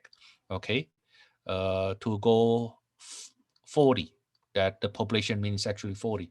The probability will be so small. Is it possible? Yes, that's possible. But the probability is so small such that very likely it is more likely such that it's more likely the sun rise at the west tomorrow morning. It's possible though. I mean, as long as that event has not happened, it is possible. Right? But the probability is so small such that you will not bet on it. Okay, now people without statistic background will argue, of course, the more they talk, the more you know they know nothing, right? Because knowing that the standard deviation is 2.5, knowing that the standard deviation is 2.5, then the probability that it is so many standard deviation less than 60 will be so small. Not to say, on the top of that, the sample size is actually pretty big. It's already 30. Okay, now notice that the standard error will be a lot smaller the larger the sample size. So basically what happened with the central limit theorem is the following. Central limit theorem. Let's say this is standard normal distribution. Okay. Instead of using standard normal distribution, let me just use normal distribution. Mu, and then this is mu plus sigma. Okay. That's for x. Now, what happened with x bar? What happened with x bar 2? The mu will still be the same. The mean will be in the same position. However, the standard error will be divided by square root of 2. So what happened is the curve will be skinnier, but taller.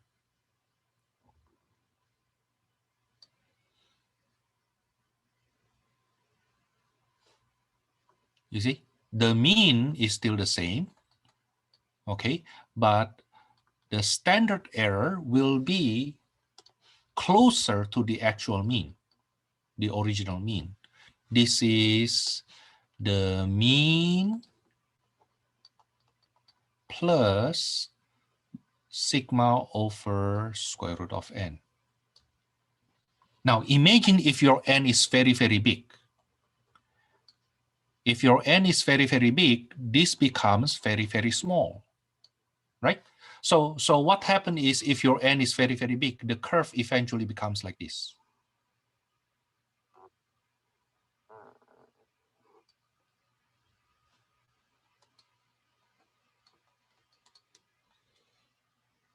In other words, the larger your sample size, the more confident we are,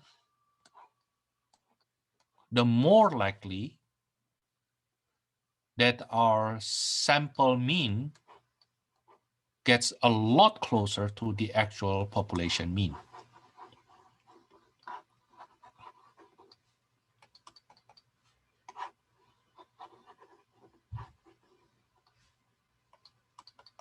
Maybe I write it here. Okay, the standard error sigma over square root of n will get closer to 0 as n increases to infinity. If you know some pre-calculus or college algebra, that will be great. Basically, if the n gets larger, then the whole value here will get closer to 0, right? Okay. The value here, if the n gets larger, this becomes closer to 0. The margin of error becomes smaller. The interval becomes narrower. Okay. So one way to increase your confidence level is by increasing the sample size. Okay, when you increase the sample size, the narrower, the smaller the margin of error, and therefore the confidence interval will get smaller. Some note.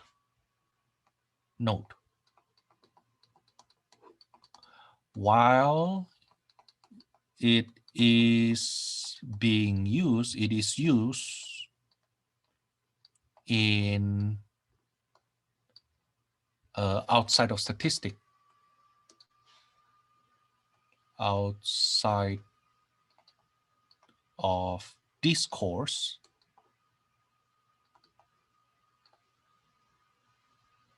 especially in journalism, on newspaper, okay, do not use this notation.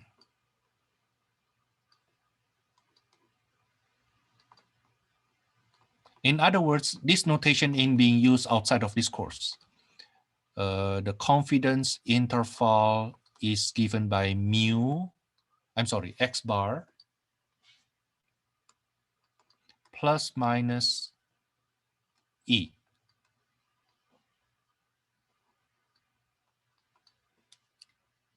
In other words,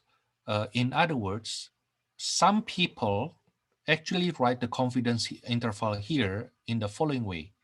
It is 60 plus minus 0.89460.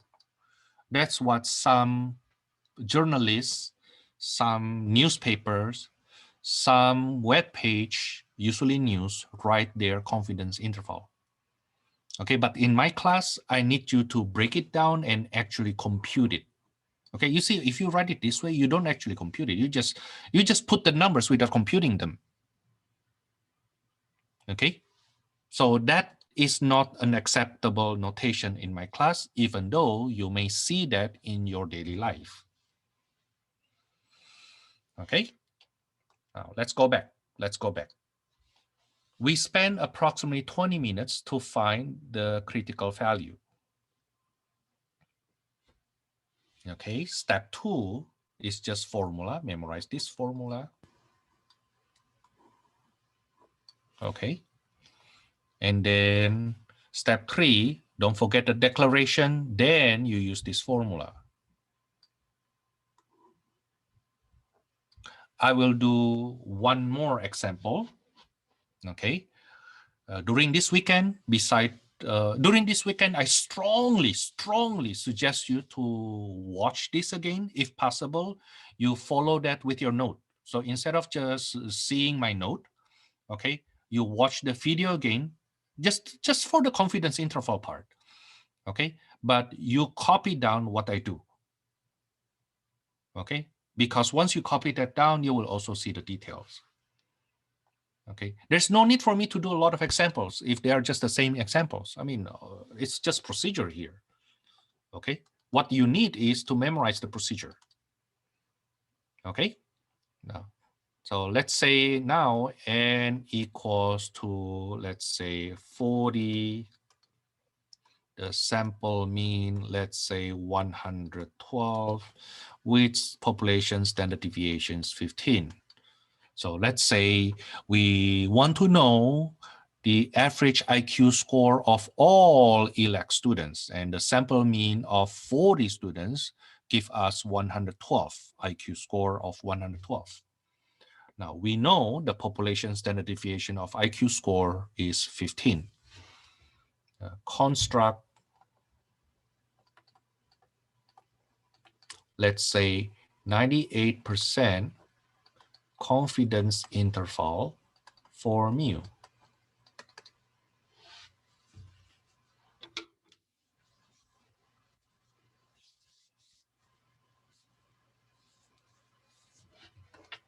Do you want to do that first? First, I give you the template, okay? Best point estimate, X bar, critical value, Z critical. You need to construct the standard normal distribution. The area in the middle should be 98%. Okay, and then step 2, the margin of error will be whatever critical value you get in part A, part 1, times the standard error, sigma over square root of n. And you apply the formula. Okay, and then step 3, declaration. Then X bar minus margin of error less than mu less than best point estimate plus margin of error. 1, 2, 3, 4. Let's say I give you 4 minutes. Right now, 637 plus 4, let's say plus 5, 642. Okay, please do that. X bar is 112. Critical value means the remaining 2% being shared by 2 tails. So this will have area to the left 1% plus 98%. That's 99%. So that's inverse norm 0.9901. That's 2.32 something, as I remember.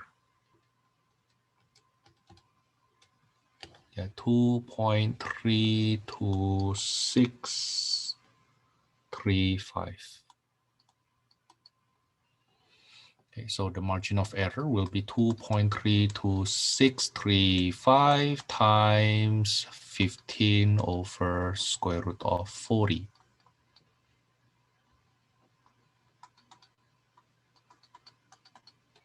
2.32635 times 15 over square root of 40 give me 5.51742. So don't forget the declaration. You need to write it down. 98% confidence interval for mu. You don't need to write the formula anymore. So if you don't write this one, I don't mind. But you have to write this one. Okay? You need to give the declaration. Then you can skip the formula, but of course you use the numbers, right? The number will be 112 minus 5.51742 less than mu less than 112 plus 5.51742. This will be 106.48258 less than mu less than 117.51742.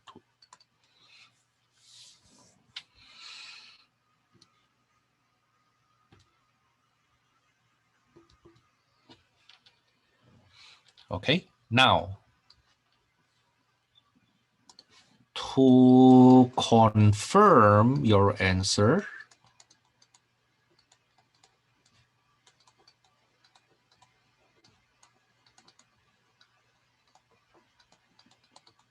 now not a substitute, not to replace what I taught you about,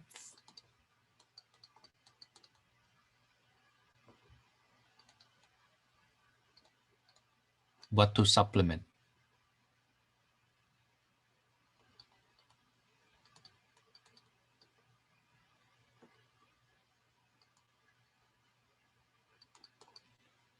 Okay, so if I ask you to show the work, to give me the confidence interval, you show me the way I showed you earlier. Okay, but then to confirm your answer, you can use calculator. Okay, to confirm your answer, you can use calculator, your TI-84. Okay, and this is what you will punch.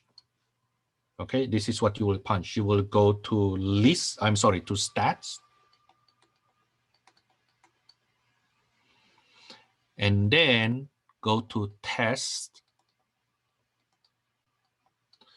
And then you go to Z interval.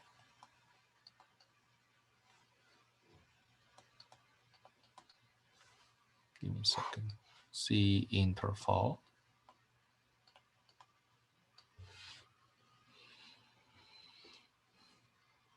And then you input the data. Okay, you use, in this case, you will use stats.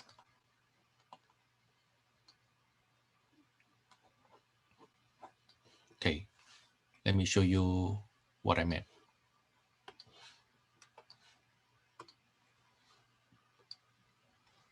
Okay, we'll use calculator to confirm our answer. Okay, for the last question,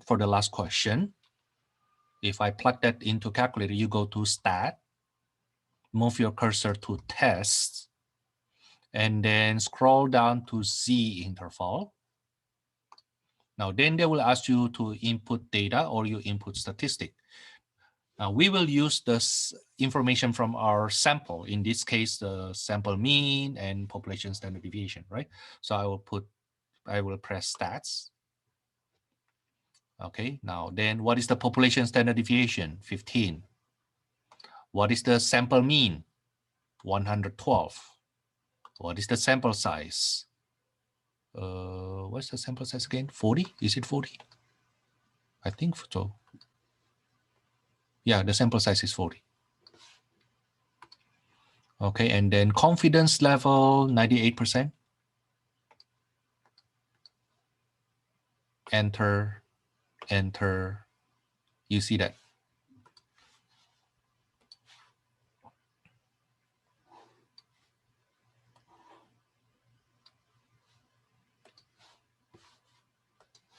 Okay, let me put that screenshot here. That's for example 2.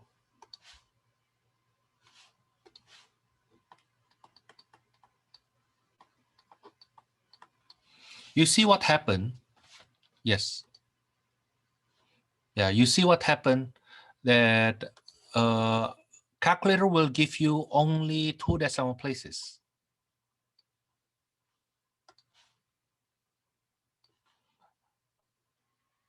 You see? Okay, so if I have a student who don't show me any work, suddenly come up with the answer, and that answer only 2 decimal places, or maybe only 3 decimal places, I know directly this person just used calculator. No, that's not what I want. I want you to show me those 3 steps. Okay, step 1, 2, 3. I need you to show me those step 1, 2, 3. I even need you to write 1, 2, 3. I need you to write 1, boom, boom, boom. 2, boom, boom, boom. 3, declaration, boom, boom, boom. Okay? Not just like, oh, you know what? This is my answer. One of the reasons I want you to make it into 5 decimal places, because if you use your calculator, you will get less than 5 decimal places. That's how I know somebody's just using calculator and try to cheat me. Now you need to know something more than just knowing how to use calculator. Okay, but this is good to confirm your answer. Okay, this is good to confirm your answer. Now you can try using the same to your example one. Let's write down the information for example one.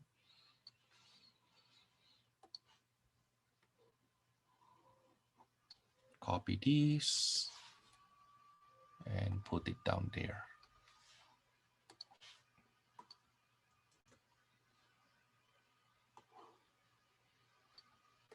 Huh? Why it looks like that? A bad one. Okay, so n equals to 30, x bar equals to 60, population standard deviation 2.5. We need 95% confidence interval for mu. Okay, can you try that using your calculator? So we already have the answer. Okay, we just want to confirm if our calculator gives us similar result. Okay, if calculator give us similar result, even though not as accurate as what we want. Can you try that? Let me give you 1 minute to do that.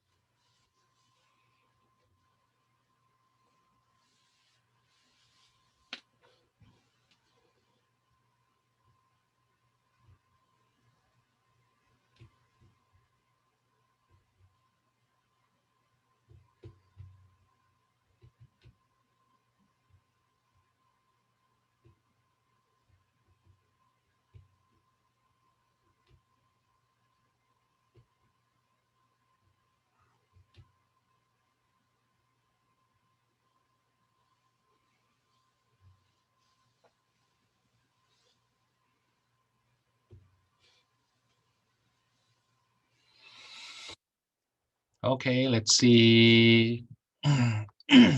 So we go to stats and go to tests, Z interval. Yeah, you will see that number 1 to number 6 are tests. That's what we will do in chapter 9 and chapter 10. I'm sorry, chapter 10 and chapter 11. Okay, now confidence interval is 7, 8, 9, and AB, 10 AB, like that. Okay, that's for the interval, confidence interval. We will learn confidence interval again in chapter 10 or chapter 11. C interval. We will input the statistic. Population standard deviation is 2.5. Sample mean is 60. Sample size 30. Confidence level 0.95. That's our result.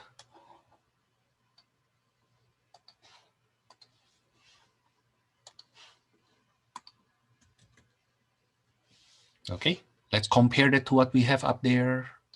This is what we have. Let me screenshot that instead.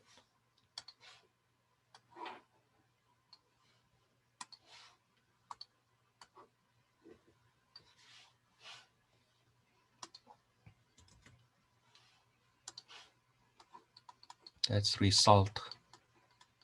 Our result is this. So it's accurate to 3 decimal places, right?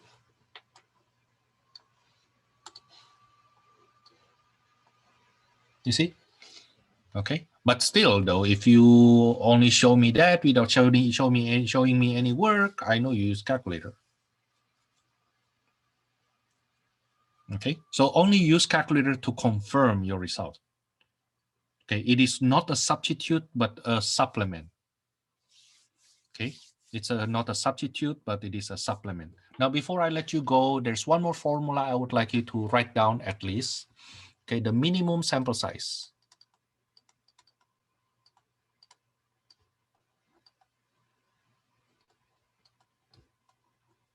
minimum sample size. We just write this down. We will use this formula when, I think on Wednesday next week, when we do some problems from my old test. Okay, minimum sample size n is the ceiling of critical value square times population variance over margin of error square. Okay, just write down this formula. We will use that sometime next week, very likely on Wednesday. Okay, that's for today. See you then on Monday.